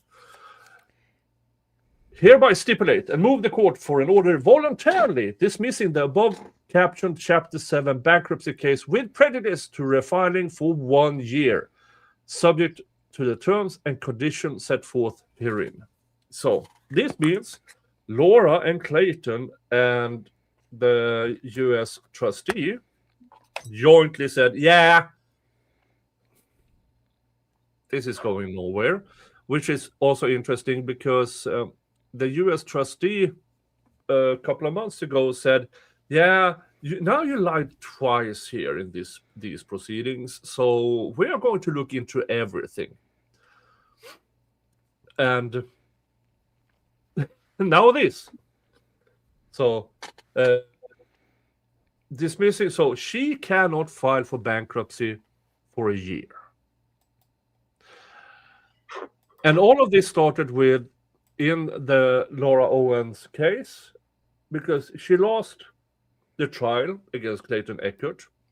She owes him about $250,000 in attorney's fees, which now with interest have grown and everything. And before she filed for bankruptcy, they said, yeah, we are going to need to check into your financials. And she filed this to avoid it, which was not a great idea, because now we know more about what an absolute horseshit person she is. And so now we're back to square five in this. So let's see here. Debtor filed a voluntary Chapter 7 bankruptcy petition, in this case on December 8th, 2025.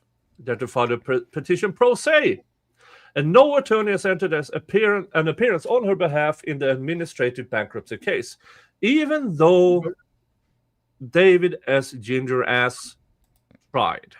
He filed a motion to the court for a limited appearance on his own time and conditions, because he was so scared, because they found out that, well, Laura Owens, in this affidavit to the court, in the criminal case, you said one thing.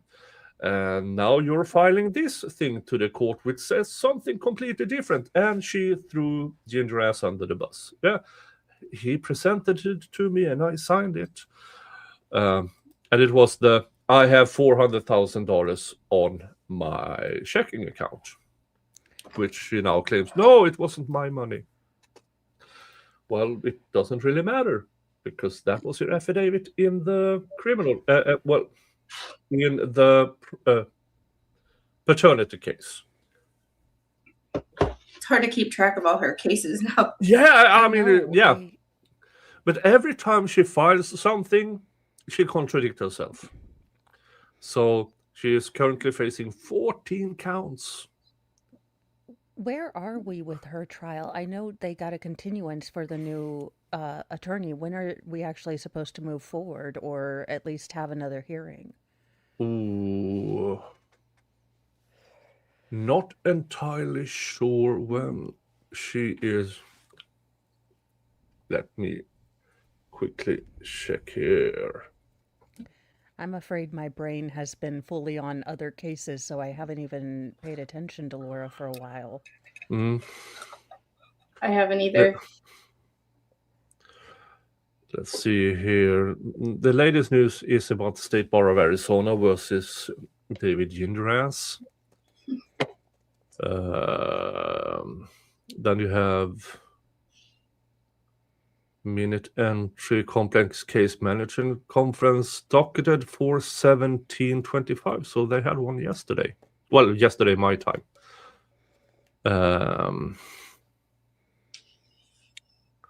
Let's see here. Hold on while I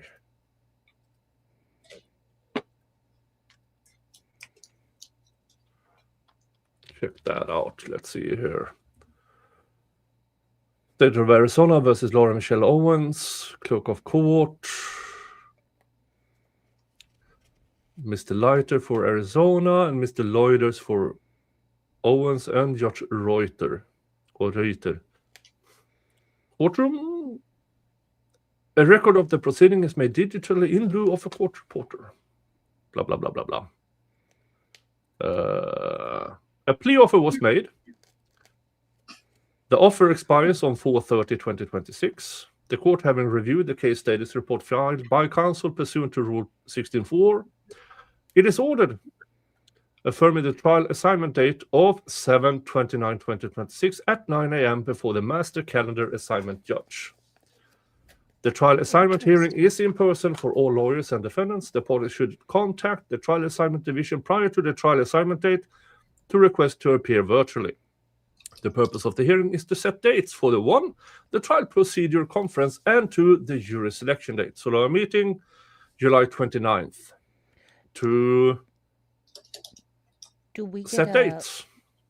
Well, do we get an idea of what the plea offer is, or only if they accept it do we get to know what the deal is, or? Only if she accepts it. It is confidential up until then. And if she doesn't accept it, it won't be disclosed until, I believe, until if she's convicted, it is a part of the sentencing hearing that they actually did offer this plea agreement. Because if they are asking for something ridiculously more in the sentencing hearing, then the judge might say, well, you offered this. And then often they go somewhere in between. Fair point. I guess there would have to be some anonymity about it, and especially with all of the various victims that have been affected. Now, I highly doubt she will take an offer. I don't think so. That would be I agree. She still, whatever she does, she feels she's entitled to it because she believes she is the victim. Because men don't like her if they talk to her for more than 5 minutes. So she has to invent pregnancy, and especially twin pregnancy. Yeah, that is weird why she always goes for twins. Because it's harder to prove. Yeah. It's harder to prove the DNA through a simple test. It's you have to use the harder test like RavGen. I don't know the details of it, but it is hard to tell the DNA sequencing with twins as easy as it is with one child. There's so So much if you go for twins, premeditation. you can't prove it. Yeah, and there's so much premeditation in that. I mean, it's so ick that she sat down and thought of all of these, variables. Okay, and let's see here, blah, blah, blah, blah, blah. Next complex case, final trial management conference at 7/22/2026 before Judge Reuter. Next complex case management conference on 5/20/2026 on May 20th. And that's about it, I think. Yeah. Yeah, so trial is still ongoing. Well, they are moving slowly towards trial. That's about it. And they are just scheduling when they are going to meet up to see where everybody is at the moment with the plea agreement, with discovery and stuff like that. So, yeah. Well, at least it is moving forward, and it seems like the judge isn't going to allow a lot of stalling. No, he really wants this done. He really wants this done. And I mean, all the evidence is already there. I mean, she's been in courts quite a lot lately for different reasons, and everything is already filed. So it's a complex case because how they are charging her. She is a repeat offender, first discovered. That is the charge. She thinks we're all nuts and that she's the smartest person in the room, that we're all stupid, and she's telling the truth and we're all dumb. Yeah. And once in a while she visits her sister. I assume it is an attempt to hide shit. Yeah, But that's not much to hide. I mean, they have everything because she's been stupid enough to publish everything. And what she hasn't published, Yindras has. Now, Is he still publishing like blog posts? Yeah. I haven't checked in on him in a while. No, I don't. I mean, it's tragicomic what he does. And here's the thing. In the midst of everything in his disbarment hearing, I find something that speaks for him because he desperately wants information which the rules doesn't allow him to. And I'm having an issue with that because the claim is that Judge Mara, she's clear of everything. That it didn't reach the level of whatever's. Yeah, but that information, even if it didn't reach, that information should be handed over to him because he's defending himself. Now, I don't think it will ever matter, but it will. I mean, I'm strongly against not handing out information in something that.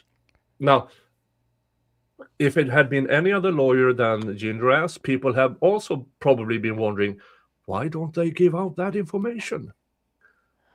Well, could it be considered a privacy or work product of the Judicial Council?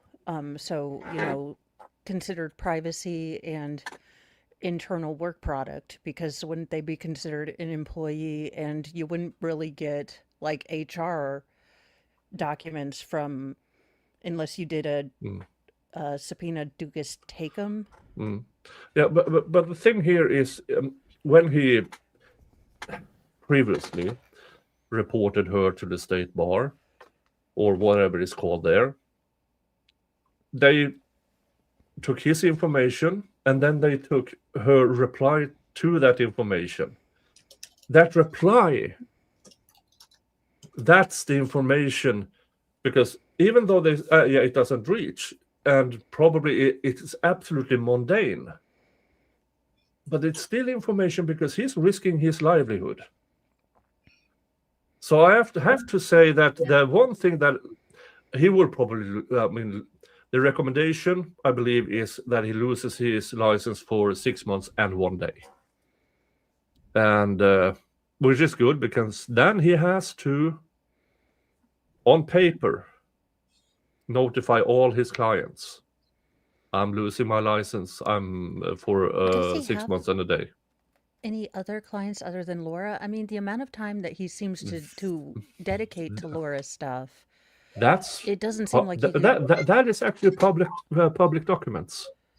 Oh, Yeah, because if he is in active litigation in other cases, that will be a part of that litigation process. So if he has other clients, then we will find out. Because then he has to file for it to the court. And he also, in this, he has to tell, because he's licensed in Arizona and California. He has to tell California, yeah, I lost my license. But will he tell California? No. now, can California do anything if he decides not to disclose that? Can that lead to a sanction? Yeah. Oh, definitely. If he chooses to... I mean, he hasn't lost his license in California. He's not in risk of losing his license in California. He still has to tell the California bar that he lost it in Arizona. And then it's up to the California bar to decide if they are going to do something with it. But they won't lose anything with his California stuff. I'll tell California. I think if anybody Googles his name, and this is also... because, I mean, despite everything, he's not dumb. He knows that there's a lot of people talking about him. His blog posts are his counteraction against us talking about him, because then his blog post will be on the top of the Google.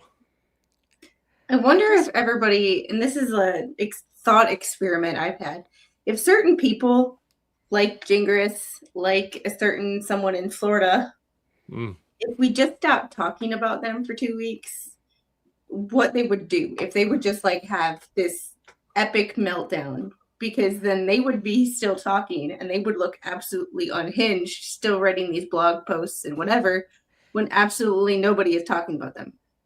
Yeah. It's just a thought experiment I had. But I was called irrelevant last night on somebody's podcast. I was called Squid, still trying to be irrelevant, or still trying to be relevant. And I'm like, what? and then I'm flirting with my chat. What? Why Make don't this you, shit make why sense. don't I have podcasts talking about me? I need the I publicity. know. Yeah. This But is- then again, people kind of. I've been talking a lot about how I find stuff, and I do. One of my haters, well, one of the more serious death threats I got, Oh I goodness. kind of sent the screenshot of that to his phone. Yeah, I find you. well, I'm actually, so weird Um, story, but I was actually thinking about, depending on when the Laura Owens trial was going to be on, and of course it's in July, but we've been researching, and one of the best climates for CRPS is Arizona, but it's also the center of the damn sun. So I was thinking, oh, maybe I can go experience Arizona in the middle of July. And then I remembered, no, this isn't going to be. I'd have to dress up like Michael Jackson's kid with like the black parasol and the black it's right. veil. Well, Jane, what's funny is when I first started my channel, I would get off work and I would immediately like read her blog posts because it was entertainment for me. And that's when I followed Laura Owens on my channel like closely. Is I would read her Medium articles and I'd be like, well, if she's a journalist, so am I. She is it's so nuts. It's so nuts and it's so gross because at the bottom line of it, there are so many people who have a hard time having babies or really did have twin pregnancies and lost one because it's just one of those things. And how dare you, mock that? When someone loses a child, regardless, it's a sad thing. Yeah. Don't make it a joke. Yeah. Because Laura Owens, you can tell she's never been pregnant. Because nobody, and I've said this before, me and my Dan, we tried for years with a lot of, we had a bunch of heartbreaks. 2 months in, a very rich period, and we knew. And she just makes a mockery out of it. Yeah, and And that's then the she thing. steals this woman's story and her and her, what do you call it, the sonogram. Sonogram. Yeah, The fiber and she sonogram. and she steals both that and I read her blog a while ago. If that woman gets on the stand, people will want to give Laura Owens the death penalty. And that's the other thing. It's not even treating the men like people. Let's steel man her and say that all this was true. Those were those men's children too. I mean, again, it's gross and it's wrong, and you can tell she doesn't care about children because they should never be used as pawns. And she uses them pre-existence, but it's just She uses the idea of children. Yeah. Like the concept of, and it's like, you can tell she's never been pregnant just because of how she reacts. And like, I'm sorry, the one video, I don't know if it was a Zoom hearing, I can't remember, but she's chugging a Monster and she didn't have to pee for 2 hours. I had to pee every 5 minutes. And I was so uncomfortable. You think I'm switching around in this chair now because of my spine? Like, I had to, you know how it is, Mo. I'm preaching to the choir here. Like, once you get comfortable, you have to pee again. And then it's trying to find this. So she would never be able to sit still. Yeah, and it's like, I have friends that I have a friend that had 4 miscarriages. And it's like, she has no problem getting pregnant. She has a problem staying pregnant. And it's like, it's one giant slap in the face and it's just straight disrespectful. Yeah. And that's the thing. Like it's just wrong on so many levels. And I am glad that she's being held to account, but I think there are so many other guys that she's done this to. I think that there's going to be a lot more that comes out, and I don't think it's going to look good for her.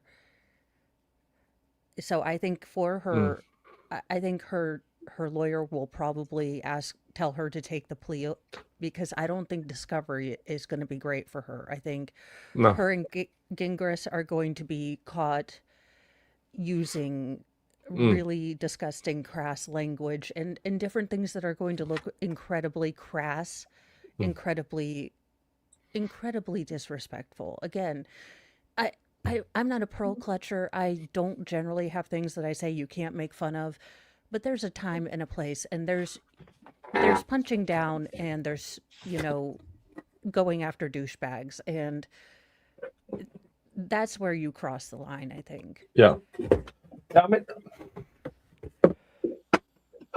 she's crossed the line on so many levels, and all because some at some point, I would assume in her teens, somebody reacted her, and somebody told her this is a good tactics to keep a man, which is pretend you're pregnant until you're pregnant. Yeah, Here's the thing: nobody wants her. no, and the sad thing is if she hadn't been such a butt monkey, Mm. if she hadn't been so gross, then you could almost feel sorry for her. You could. Real good logger. I was like, that's a good name, Lucky Bit. And then I read the bottom and I was just, Yeah, where do you find this stuff? I mean, the local, because in Sweden, we can only buy our alcohol at a government-run facility.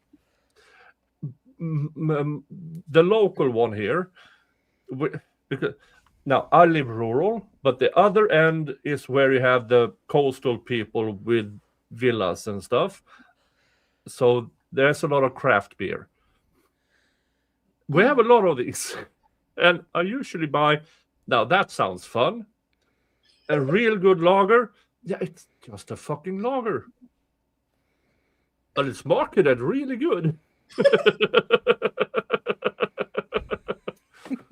I would buy a can just for a dumb thing. Yeah. I would too.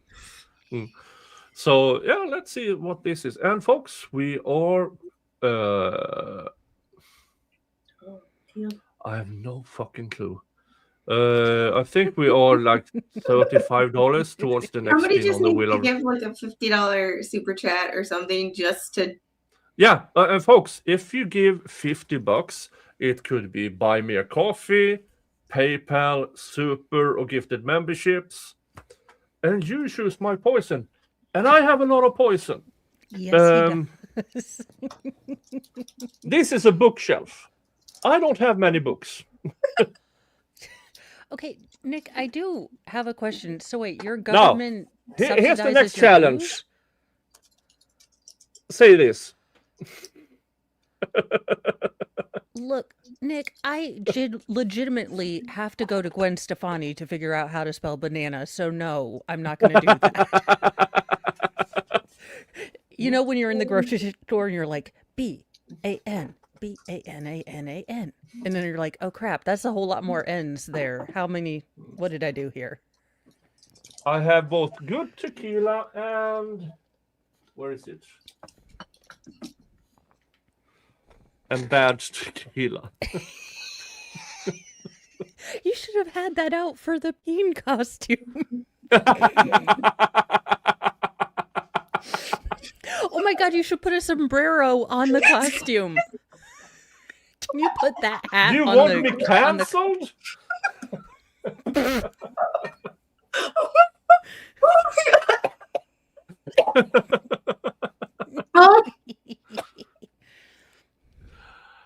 Hey, thank you, SS Cupcake.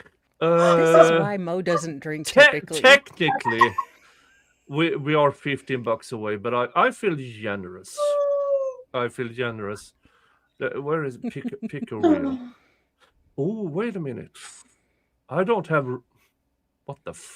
Oh, I don't have red hat and, on it. and Specs in chat. If it sounds, they have no idea who Laura Owens is. Kind of give a TLDR. Oh, If Yeah. it sounds ridiculous, it's because it truly is. If it Oh. sounds like something that the WB wouldn't even carry, like even with Ruby Rose in it, Mm.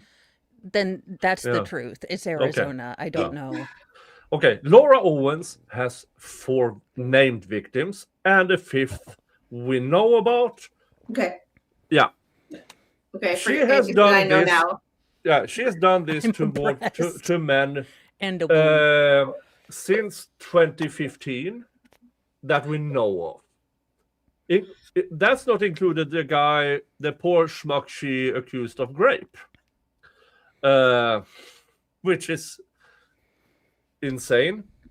Now, she finds a man, she sleeps with a man, he discovered she's a nutcase and wants nothing to do with her, and she magically becomes pregnant with twins.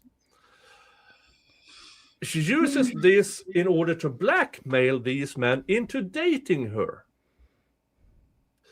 And that's, for fuck's sake.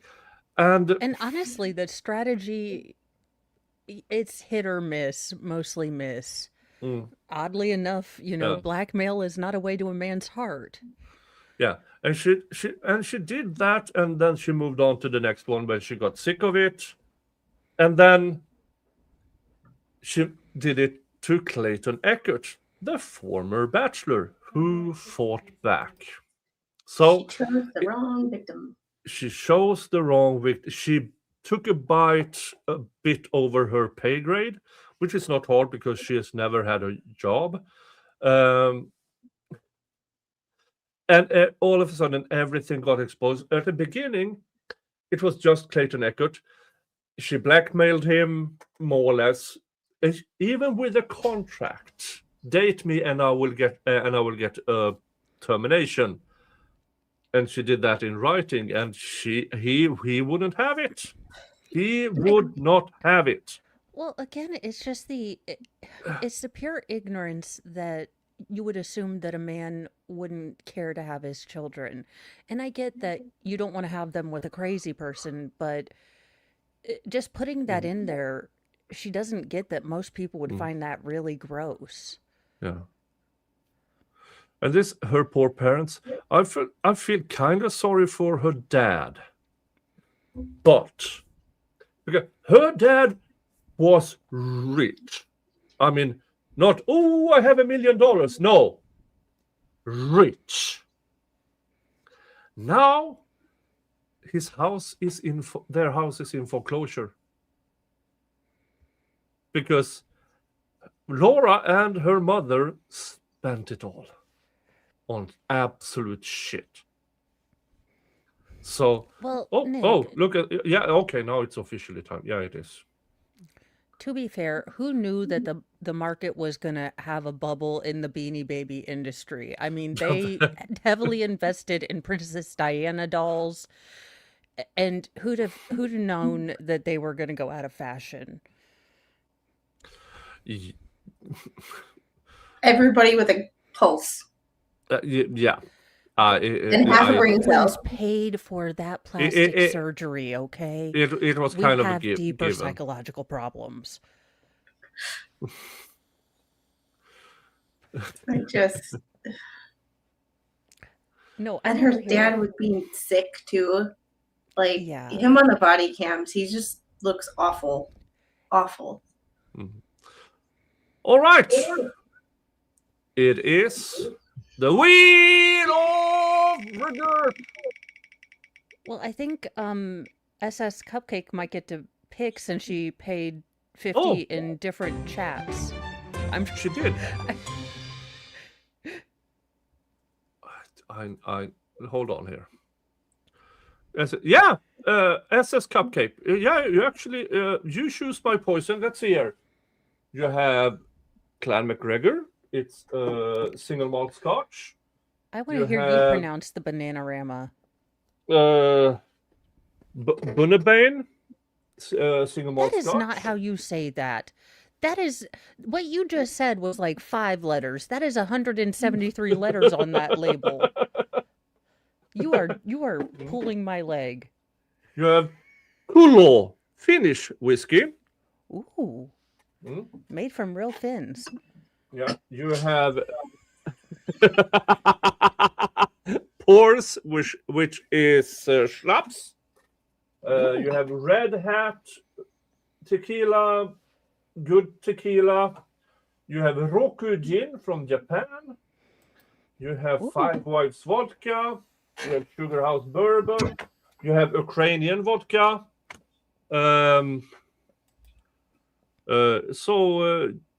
Which is You- good, but then it goes around to all of your heads of government and asks for money. So yeah, you choose my SS cupcake. You just say. Let's see. Do I have? I'm sorry. I will stop saying things, but I'm kind of tipsy, so Mhm.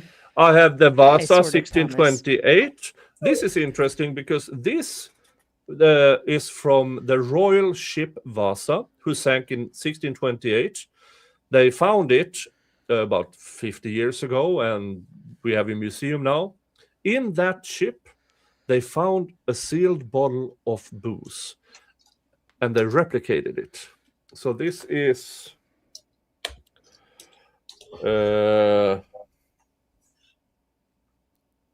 spiced booze. I think she's picked Red Hat. I'm just the messenger, and I'm in America, so Yeah, I see it. at least you didn't say Canadian whiskey. Yeah. I'm not so sure. The alternative is. Thanks for I the forgot I info, had Torin. this. I forgot I had this. I'm So forever gonna look at that as cute. like the I would buy it just because it's so phallic. I'm gonna be honest. I would. I'd put Google eyes on it, of course. I need to buy googly eyes. Can you tequila bean. imagine Nick and me going into Aldi just putting Google eyes on all the aubergines?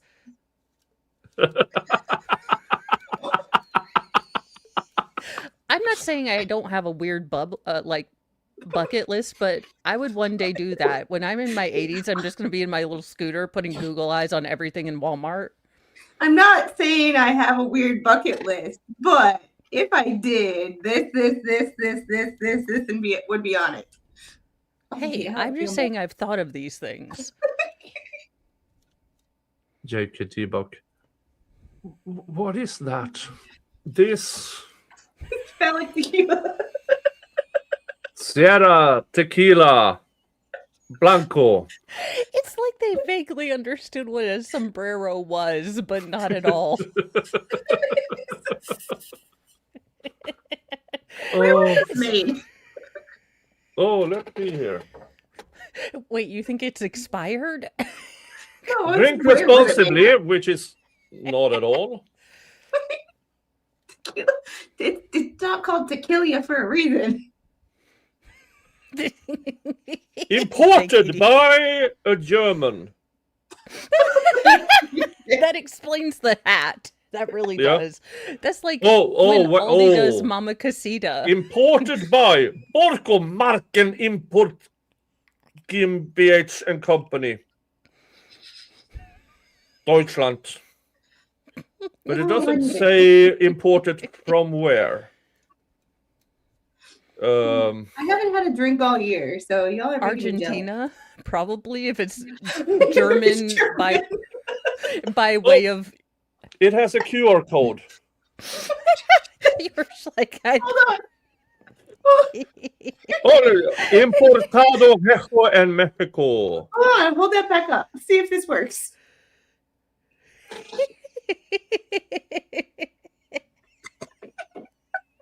God damn it. Oh, there. Wait. picture of the bottle on the bottle in case you were so drunk that you forgot what the bottle looked It's not like working. Drink while you were responsibly. holding it. I can't get it to work.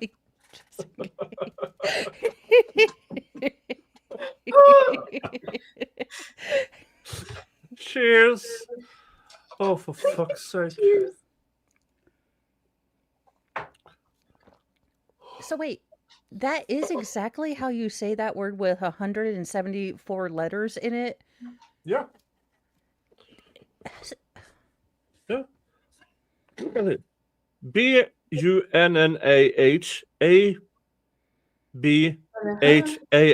Oh, okay, see, Bunnabane. because I'm going bun na ha na na na na na na. Ooh. See, this is why I need to pay attention when, Yeah, look when at this. This is a you and Baker are teaching me good-looking things bottle. because Look at this. It's a good looking bottle. it is I pretty actually cool. haven't even. Have I opened this? No, I haven't. I will be right back.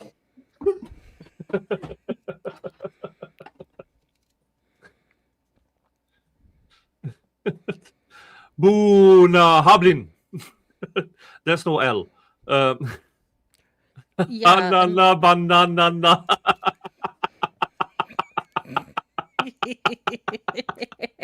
I'm waiting for Gwen Stefani to spell it out next year because she's a Hey, holler look back at girl. that. Nick's pronunciation of Bunnabane was excellent. Thank you, Eleanor. Thank you. Wait a minute. Imported from... No, it's imported to Deutschland. I'm not sure. It's That imported famous Mexico from to- somewhere where they like to hurt people, which is Germany. So, I also have a Baumor 12. This is good one. See, Oh, Jeff tried to get me to drink, and I don't know how y'all drink, well, as much as you do, but more like the taste is yucky. I'm gonna be real with you, but I may like Kool-Aid wine, so oh. I think I showed this, or I forgot I had this up. When I was in Florida, me and Steve, we went out to the Everglades, and not many tourist shops opened, but there was an arty stuff. So I bought a book there. I like it. Yeah, it's a never kiss an alligator. That's kind of a good advice. mean, It's good for dating advice. Maybe we Yeah. should have gotten one for Steve Irwin. I mean, look at that. Yeah, you don't want to kiss any end of that.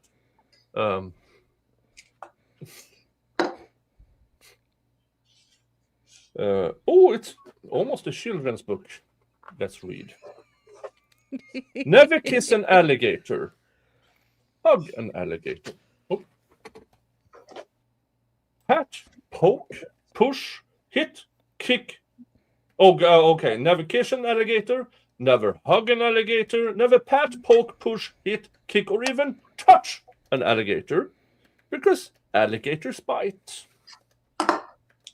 When you meet an alligator, usually at the zoo, what should you do? Watch, look, and learn. For alligators are fascinating. I like it. Bunch of alligators. Ugh. Nope. I'll pass. Alligators are ancient and lived when the dinosaurs lived about 200 million years ago. The name alligators is from a Spanish word, el lagarto, which means the lizard. Lizards do look like miniature alligators. Look, lizard. Alligators are found only in 2 parts of the world. A few in eastern China, most in the warm southeastern United States, especially Louisiana and Florida. Don't forget Georgia. Did I migrate there? There's some in coastal Georgia. I went fishing a couple years ago, and I had a gator taste my bait. They left Florida? I don't live that far from Okay. Florida. Oh, Okay, but how is your shrimp situation? Because I don't know, but I have been craving shrimp. We have. Like I live in I low country. We have low country boils, which are like crawfish boils, but we use shrimp. okay, I've never had a crawfish mainly because they scare me, and if any food that requires you to suck a head, I'm just, I'm out. I'm out. South Carolina has more alligators per acre than Florida. Yeah, but that's because they use them Swamp as Bear and I pet. are practically neighbors, I think, if I'm remembering correctly. Oklahoma has gators. How the Everywhere fuck did has they get to Oklahoma? They Isn't swam. that Something landlocked? Pablo Escobar cocaine hippos is going on here. All right. Is there like a Alligators live in water. Beside water, half in and half out of water. They stay in ponds beside an algae covered pond in an algae covered pond. What? Okay. In swamps, marshes, lakes, rivers, streams, and sometimes in people's swimming pools, fishing ponds, and in water on golf courses. Okay, I I mean, did the not know phrase that. in Florida, if there's water, is it gator infested? Mm, yeah, so There's this water. is more or less how to educate children and Scandinavians on alligators. Y- Yeah, I mean that's like 90% of the reason I'm never going to actually go meet EU. I mean, okay, like so it's 90 and 90 and I know that doesn't girl math. Also, speaking of girl math, is there any way to hide the giant package of more crafting kits that I don't need that my husband brought in? Like, does anyone know a quick thing of hypnosis like I can magically make him forget that he just bought in a big bag of more Yeah. craft kits? Mm. I found a package I haven't opened yet. Ooh. I think. Oh, more beanies. Ooh. Somebody sent this winter. I had very very cold in my house because it was very very cold, and so somebody decided to find my address. Oh, no. Now I use my actual name. So it's not hard, but please don't. But I got a bunch of beanie. So he's whatever he sent me beanie. So yeah, I'm grateful. Thank you so much. But it's a bit creepy. It's not hard, but please don't. I like that. It's Just because you not can really- doesn't mean you should. Yeah. Yeah, no, it's not early Christmas shopping. I just I still don't think walk we are around just much. $35 towards the next spin on the wheel, by the way. Or if you are as generous as SS Cupcake 723, $50 and you choose it. Let's just check my email. No, okay, nothing via Sorry, Buy Me a Coffee or PayPal so far. I had to take care of a situation. I live in Georgia. It's 90 degrees outside, and the wildlife was invading my office. Oh, Wildlife as in cougar or wildlife as in mosquitoes? Wildlife, as in someone was eating at my desk earlier, someone who shall remain 3 years old, and left a gob somewhere on my desk, and all the little critters decided to come out and play, and I had to. Yeah. All of a there's sudden, I nothing- saw like movement on the edge of my desk, and I'm like, okay. Hey, Bruce is here. Hey, Bruce. Take care of the no, not palmetto bugs. Argentine ants, the ants that pick things up and move. yeah, I swear to goodness, being a mom is walking into a room and being Mallory Archer for 5 minutes. Food on the floor. Do you want ants? This is how we get ants. And then you just go get bourbon and you drink it. I just think that making sure wasn't the actual container was closed. The actual container is good. Oh, see, my youngest, most feral, loses the lid. So then we have the janky, like, plastic wrap over with, like, a rubber band. Well, here's the thing. My better half I love him dearly. He is obsessed with making sure that they stay by her table because we get them for the table where she eats. It's inevitable. We have our pest guy. We live in Georgia. Everybody here has a pest guy. You see, Terminex and, pest control. Everybody has quarterly sprays. It's just here we have spider gate at my house. I have brown widow spiders. They're supposed to be reclusive. They are not. They like to come out and play in my vehicle. But that's Yeah, another. That's a story for another. I'm gonna have to start drinking if I have that conversation. But I have Mr. Jingles here, and sometimes he doesn't like chasing rodents outdoors because it's cold, warm, wet, or whatever. So the fucker brings them indoor and hunts them here until he gets bored.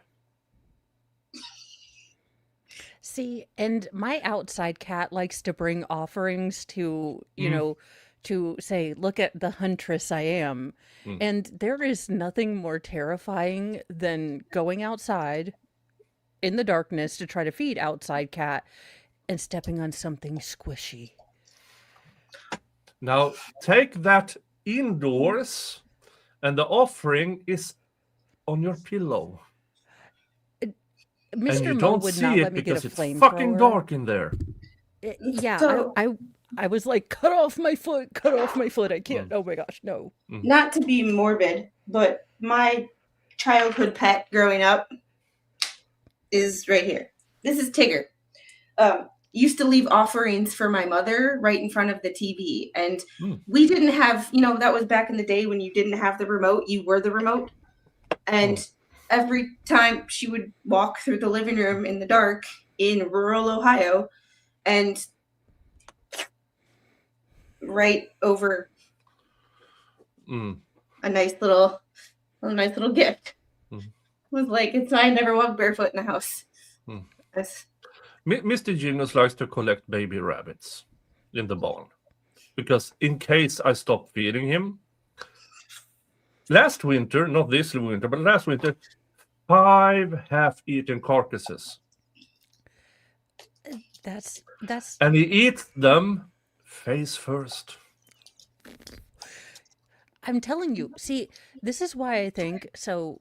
I have an idea for Mr. Elon Musk. I know you're doing all the things like sending people we don't like to Mars, but Neuralink, now that's terrifying, but what about Neuralink for dogs so they all sound like Doug from Up? I mean, the world would be a better place. Now, here's where you run into problems because once the dog people get Neuralink, the cat people are going to want Neuralink. And I cannot stress enough that you're going to have like a serious, inner self-confidence and strength because dogs are going to be like, I love you. I want to be next to you. And the cats are going to be like, God, those are the weirdest mating I've ever seen and no kittens.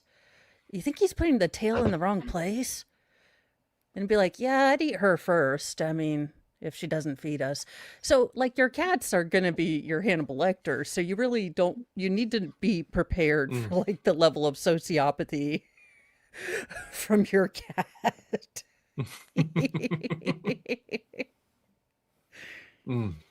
Now, to my knowledge, cats are already serial enders. They just restrain themselves if we feed them. Yes, that's why I'm saying the Neuralink, you'd have to have like a really good self-esteem because it'd be funny as hell, but it'd be like at a comedy roast and you're always getting roasted. So you This just is need why to I know what can't you're have getting a cat into. anymore. Afraid the thing will eat me. Now, I know that when Mr. Jingles, he like, oh, let me lick your hand. Yeah, that's just him tasting. Are you dead yet? To be What's fair, the flavor like? my cats are like subjected to my youngest most feral, which is the latest thing. Now, I don't know why I assumed that I was co-parenting with an adult. I know, crazy me. And I come out of my room, one of the rare times I come out of my little like cave and wander out. And as I'm walking down the hall, I am hearing like this wheezing sound and I'm like, okay, is someone dying or something? I'm thinking, sounds like someone can't catch their breath. There is a thing that is catnip spray. Now you're supposed to put it on like a scratch post or, where you want your cats to congregate. Now, Mr. Moe gave youngest most feral the bottle, and he said, spray. So youngest most feral sprayed Thor the cat, his back. I'm gonna hold on. By the way, this is my 4th X chat. Hi, Torin. Thank you. You're number 4 in 2 years. Thank you. Thank you so much. And let's see, where was it? Wasn't Mr. Jingles the name of the mouse in Green Mile? Yes, that's absolutely correct. I didn't know that, or I didn't remember that, because Mr. Jingles is named because I could get a necklace with a bell on it. So, Mr. Jingles. And his brother was named because I tried to get a necklace with a bell on it, and what he did to my arm, so now he's called Buster, because that is what he did to my arm when I tried it. Now, Mr. Jingles, since there's no, he learned how to, cat necklace, quite semi-tight. I could find it in the apple tree because he learned how to get rid of it, and I have no idea why. Just as I have no idea how he sometimes get on the roof to the 2nd floor. I don't have trees that makes it possible. But at least 2 occasions, he has been banging on my bedroom window, which is on the 2nd floor. Oh my goodness. Yeah, no idea. There's no tree he can jump from. But Mr. Jingles likes climbing trees because he finds birds up there. I haven't heard bird song on my farm for years. The birds have like a horror movie. It's like their final destination, Nick's farm. I hear pheasants and stuff because they are quite big and stuff, but ordinary singing birds, no, gone.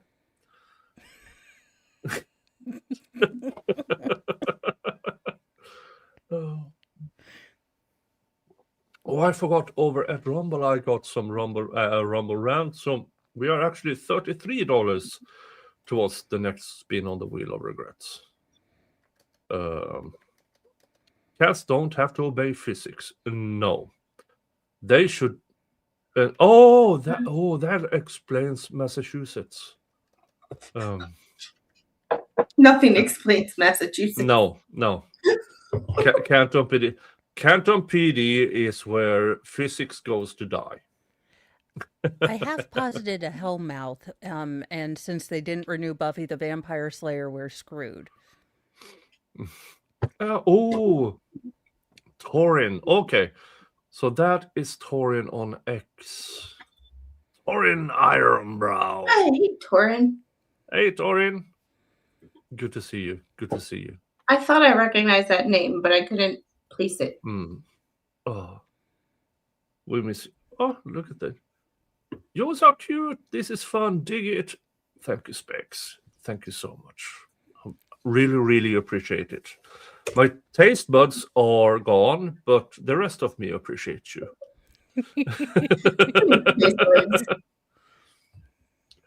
I am Torin everywhere. Yes, you are. I almost canceled my... What? Because he's mass. And we were... Oh. But it's more like... we're not making fun of it. We want like Carl Sagan to understand you. We need like an entire like cosmos where like Neil deGrasse Tyson goes and explains y'all. It's not the people, it's the legal system. I don't know, because the judges.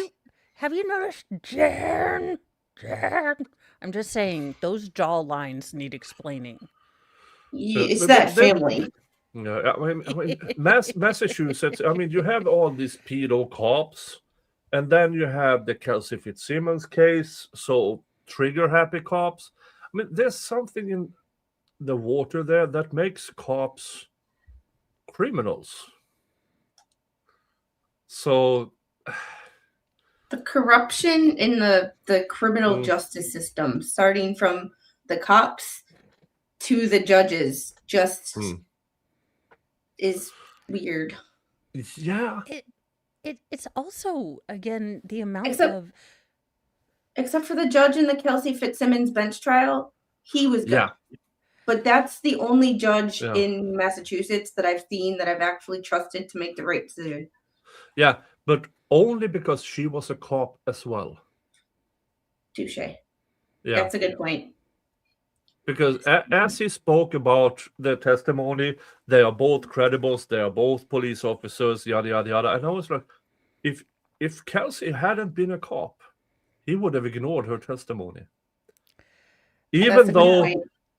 Mr. What's his name? What's his face? Hennessy? No, I don't care. Donnie? I don't fucking care.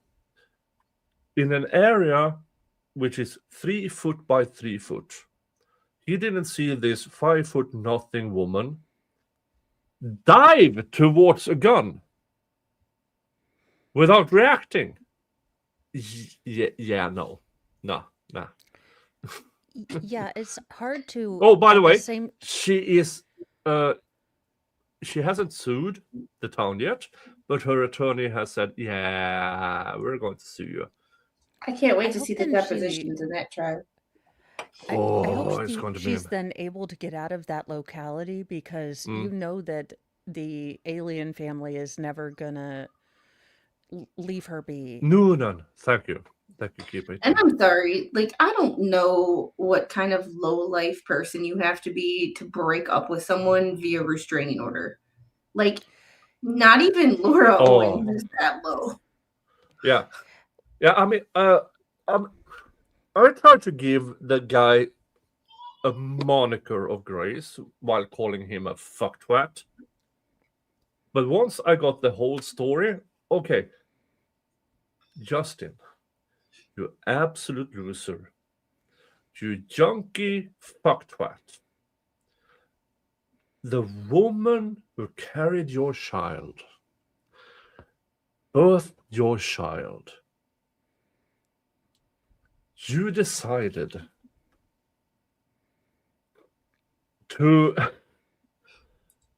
because this is pissing me off, as I said an hour ago with my history, and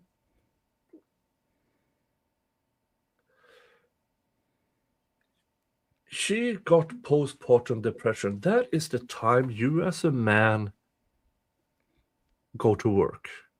Your sole responsibility is to make sure your child and the woman who birthed your child is okay. And what did you do, you fucking asshole? You made it worse. And then you left. And then you reported her. And just watching the video, you don't give two shits on a straw about your child, because you took that child and immediately handed over him to your sister. Yeah, You could not be bothered. that was the most upsetting thing to me is that this has happened and there's been no reform. There's not been any thought to. There is no proof. And I think we can all agree that if there are legitimate claims, we all want children protected. We don't. What we don't want is children to be used as weapons and pawns in custody cases, because that's not good for children. Especially, like, as a mother who breastfed. Like, Yeah. and how stressful that was to, like, Yeah. like, side note, my sister-in-law had a baby, and we are all no contact with my mother-in-law, but, like, I asked her if she was breastfeeding or whatever, and she's Oh, not are a fan. you a Reddit story? I could be. I I am not, but I could be. I did Yeah. a whole for the members of my channel. There is a members only live stream about my mother-in-law. But anyway, we're low contact with my mother-in-law, and I just wonder the day like my mother-in-law pressured me so much about breastfeeding that it made me so nervous. And like I have depression anyway.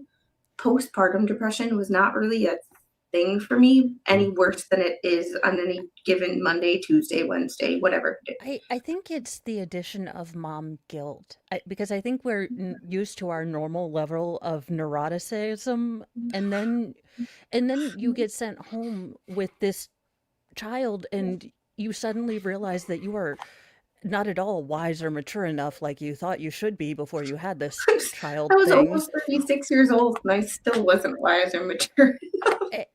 And there's so many different expectations, and instead of building each other up and saying, hey, this works for this family, how about, if you don't pay their taxes or their bills, fuck on off with your opinions. It was just one of those things like my sister-in-law, bless her heart, I love my sister-in-law, but she is formula feeding. Totally fine. But like if my mother-in-law were to find out that she's formula feeding, I would love to see the steam come out of this woman's ears. Like she is that kind of person. Like she pressured me to breastfeed even though I already was.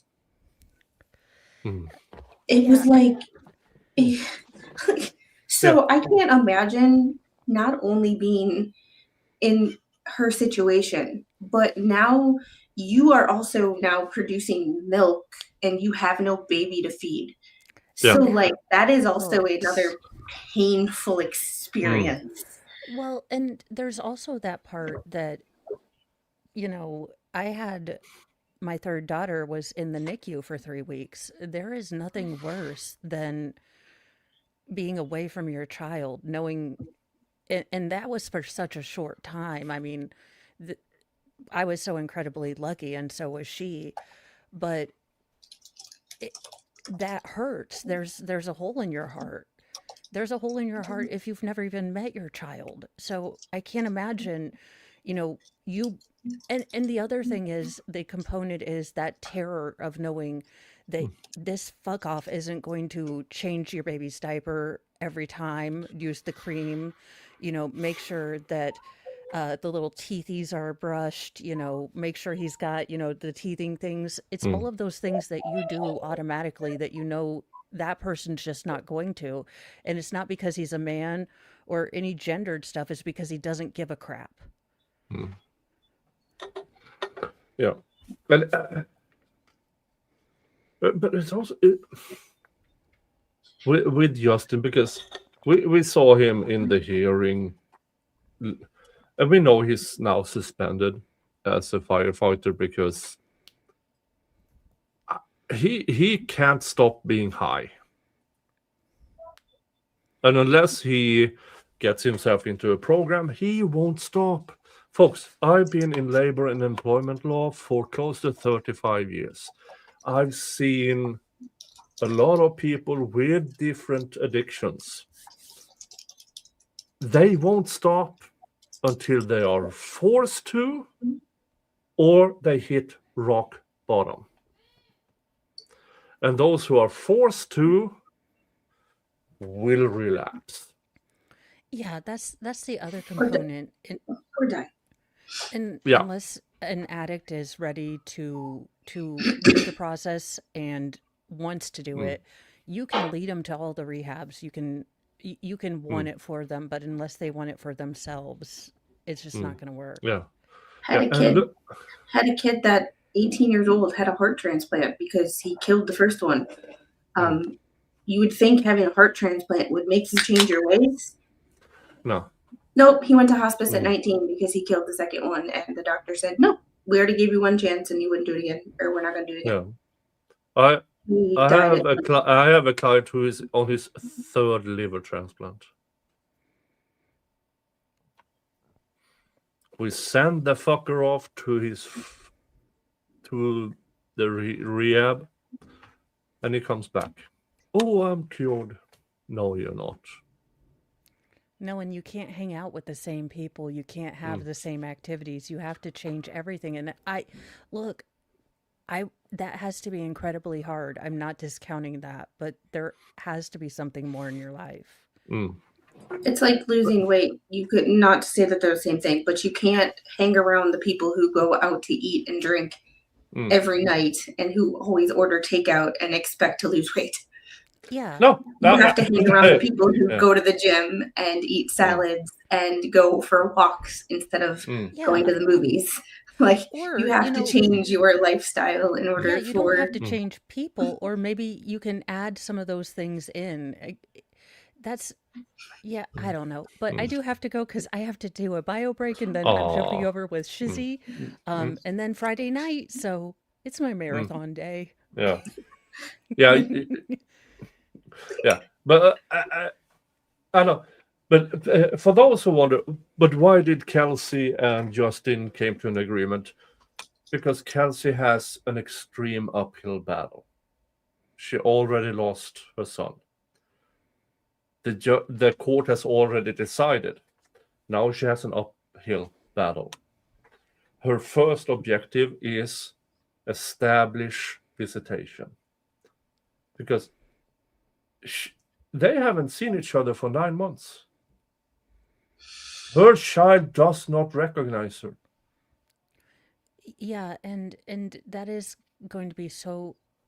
I hope she has help and support for that, because I can't imagine how I would deal with that. And there's also going to be that she's wanting to, maybe not show that hurt to him, because kiddos pick up on that. So I hope she has that support, and I will see you guys in a little bit. Thank you. yeah. Bye. Bye. And I don't think we have the time to go into the new Karen Read civil case. I have to schedule that for another day, because that news, the House defendant sued her and Turtle Boy. The interesting thing about that is, I listened to Baker yesterday talk about it. The interesting part about it is all those people have to be deposed. Yeah. Which like, if really, like, oh, this should be fascinating. Like, Hello. I do have to get going too. I have to do bedtime with the Yeah, little. no worries. I was just finishing off because me and Mr. Look, this is Mr. Jingles. Look at the kitty cat. See the kitty cat? Yeah. Yeah. Oh my goodness. Oh. Look how happy he is.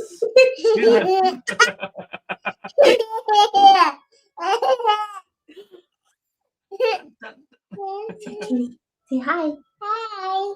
Say we'll see you later. See you later. Yeah, I gotta go change into jammies. Okay. Thanks for the invite. I had so much fun. I really did. And I mean, we send our audience back and forth, and I will keep doing that, because I mean, we haven't. This is the first time we've been on the same show, isn't it? Yeah. Yeah. We should make this more regular, because I think we have fun. That sounds so good. In all of the misery, we have fun. Yeah, you should come on one of my members only streams, because we are doing Loyaler Prep Academy is what I called it, the Timu Law School, where facts are optional and reading the whole motion is strongly discouraged. Definitely. If I have time, just let me know, send an invite, and I will let you know if I can or can't. Sounds good. All right. Squid, plug your second channel. Oh yeah, I have a second channel too. Oh, my second channel is my career. I went to college for occupational therapy. I am also a clinical lymphedema therapist and a certified lymphedema therapist and a corrective exercise specialist. So I work with chronic pain, doing things like fall prevention, stuff like that for our aging population. So that's my second channel. That's my heart and soul. This is my Stark channel. Yeah. So you meet people like me with arthritis in all the places. And Yeah, I worked in a uh, hospital until mm. COVID, and Oh. I saw things, and I never want to work in our medical industrial complex again. My goal is to keep people out of the medical industrial complex Yeah, and work with definitely. people that are in that cycle of you get weak, you go to the hospital, you come out, you go to therapy, therapy discharges you, you get weak, you go back in, Yeah. and you circle the drain until you get the celestial discharge. Yeah. And Mm. yeah, Mm. not having Now, that. I went to the pain center over here a month ago, and I learned that my pain-free days are 3. So yeah. Yeah, it's crazy. I have a whole playlist on chronic pain. We just wrapped up our chronic pain live streams. It's like you'd be crazy, you'd be amazed that like a normal person, their pain level is supposed to be 0, but us chronic pain people, we walk around like 2, 3, 4, like it's Yeah. And I had no idea because I'm used to it. Because I'm used to waking up in the morning and my knees are locked. And I can't do anything about it. As I described it, it's like having a blowfish in your knee, under your kneecaps. You know it's there all the time, and all of a sudden, and you can't do anything, and it's just pain. And Spawn Troopers in your chat says, "Okay, Squid, it's okay to ignore me." Hi, Spawn. all right, but Spawn is thank the you. Welsh. Spawn is the Welsh twat. Okay. But thank you so much for joining. Thank you so much. I hope to No have problem. you on Thanks more for in the the invite. future. And I mean, we cover roughly the same type of cases. Invite me, and I'm glad you. If I have the time, I'm glad you be there. Next week, me and Megan Fox are starting the Hernandez case, but that is the child kidnapping abuse case. That's the Choa, right? Yeah. You were also covering when it actually goes to trial, the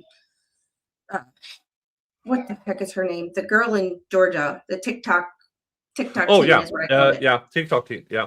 Yeah. Once it gets So- there, because as of now, there's nothing to report on. So Yeah, I do have access to the documents, but in Georgia you have to pay for them. But I have a login and password to the Carroll County docket. So if you ever want to go through what the limited docs that are there, I know attorneys who work out of Carroll County, so I can get it. Interesting. So yeah.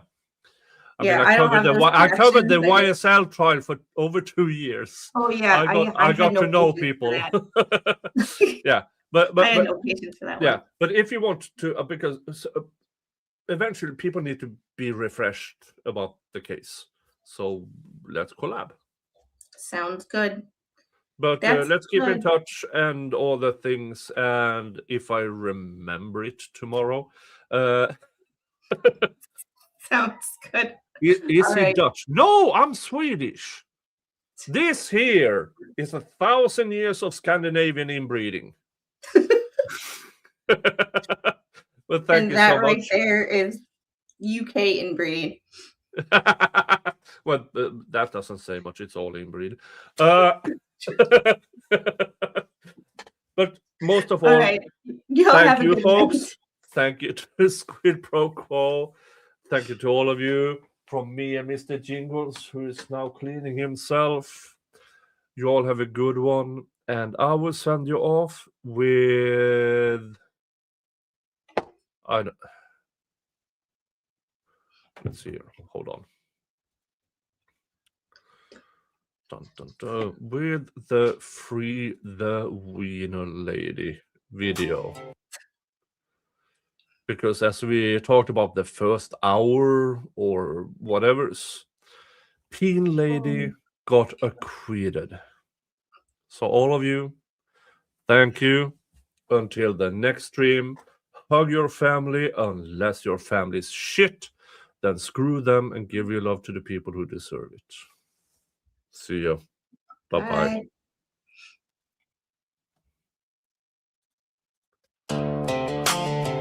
Yeah.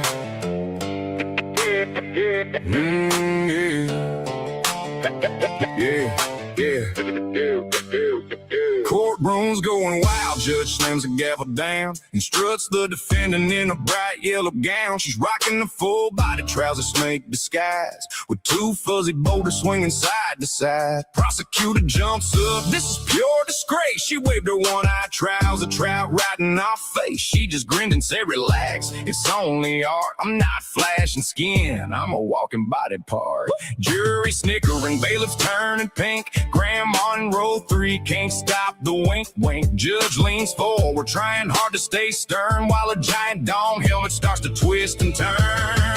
Not guilty, she's walking out free. The purple-headed yogurt slinger got the victory. They tried to convict her for indecent show, but the love truncheon stole the whole damn show. Wiener power, crotch rocket hour. She turned the courtroom into a comedy shower.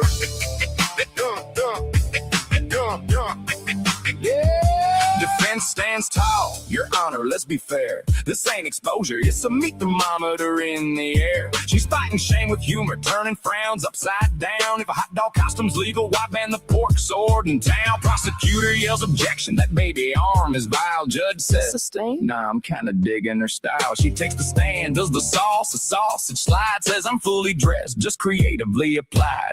Evidence, photos hit the screen, a crowd starts to roar. Kids laughing, parents hiding, but they're laughing more. Expert witness testifies, this dong actually heals. Makes folks less awkward about how the trouser snake feels. She demonstrates a twirl, the love muscle spins around. Half the jury joins in, can't keep their feet on the ground. Even the stenographer's typing LOL out loud. I'm not guilty, she's walking out free. The purple-headed yogurt slinger got the victory. They tried to convict her for indecent show, but the love truncheon stole the whole damn show. Wiener power, crotch rocket hour. She turned the courtroom into a comedy shower.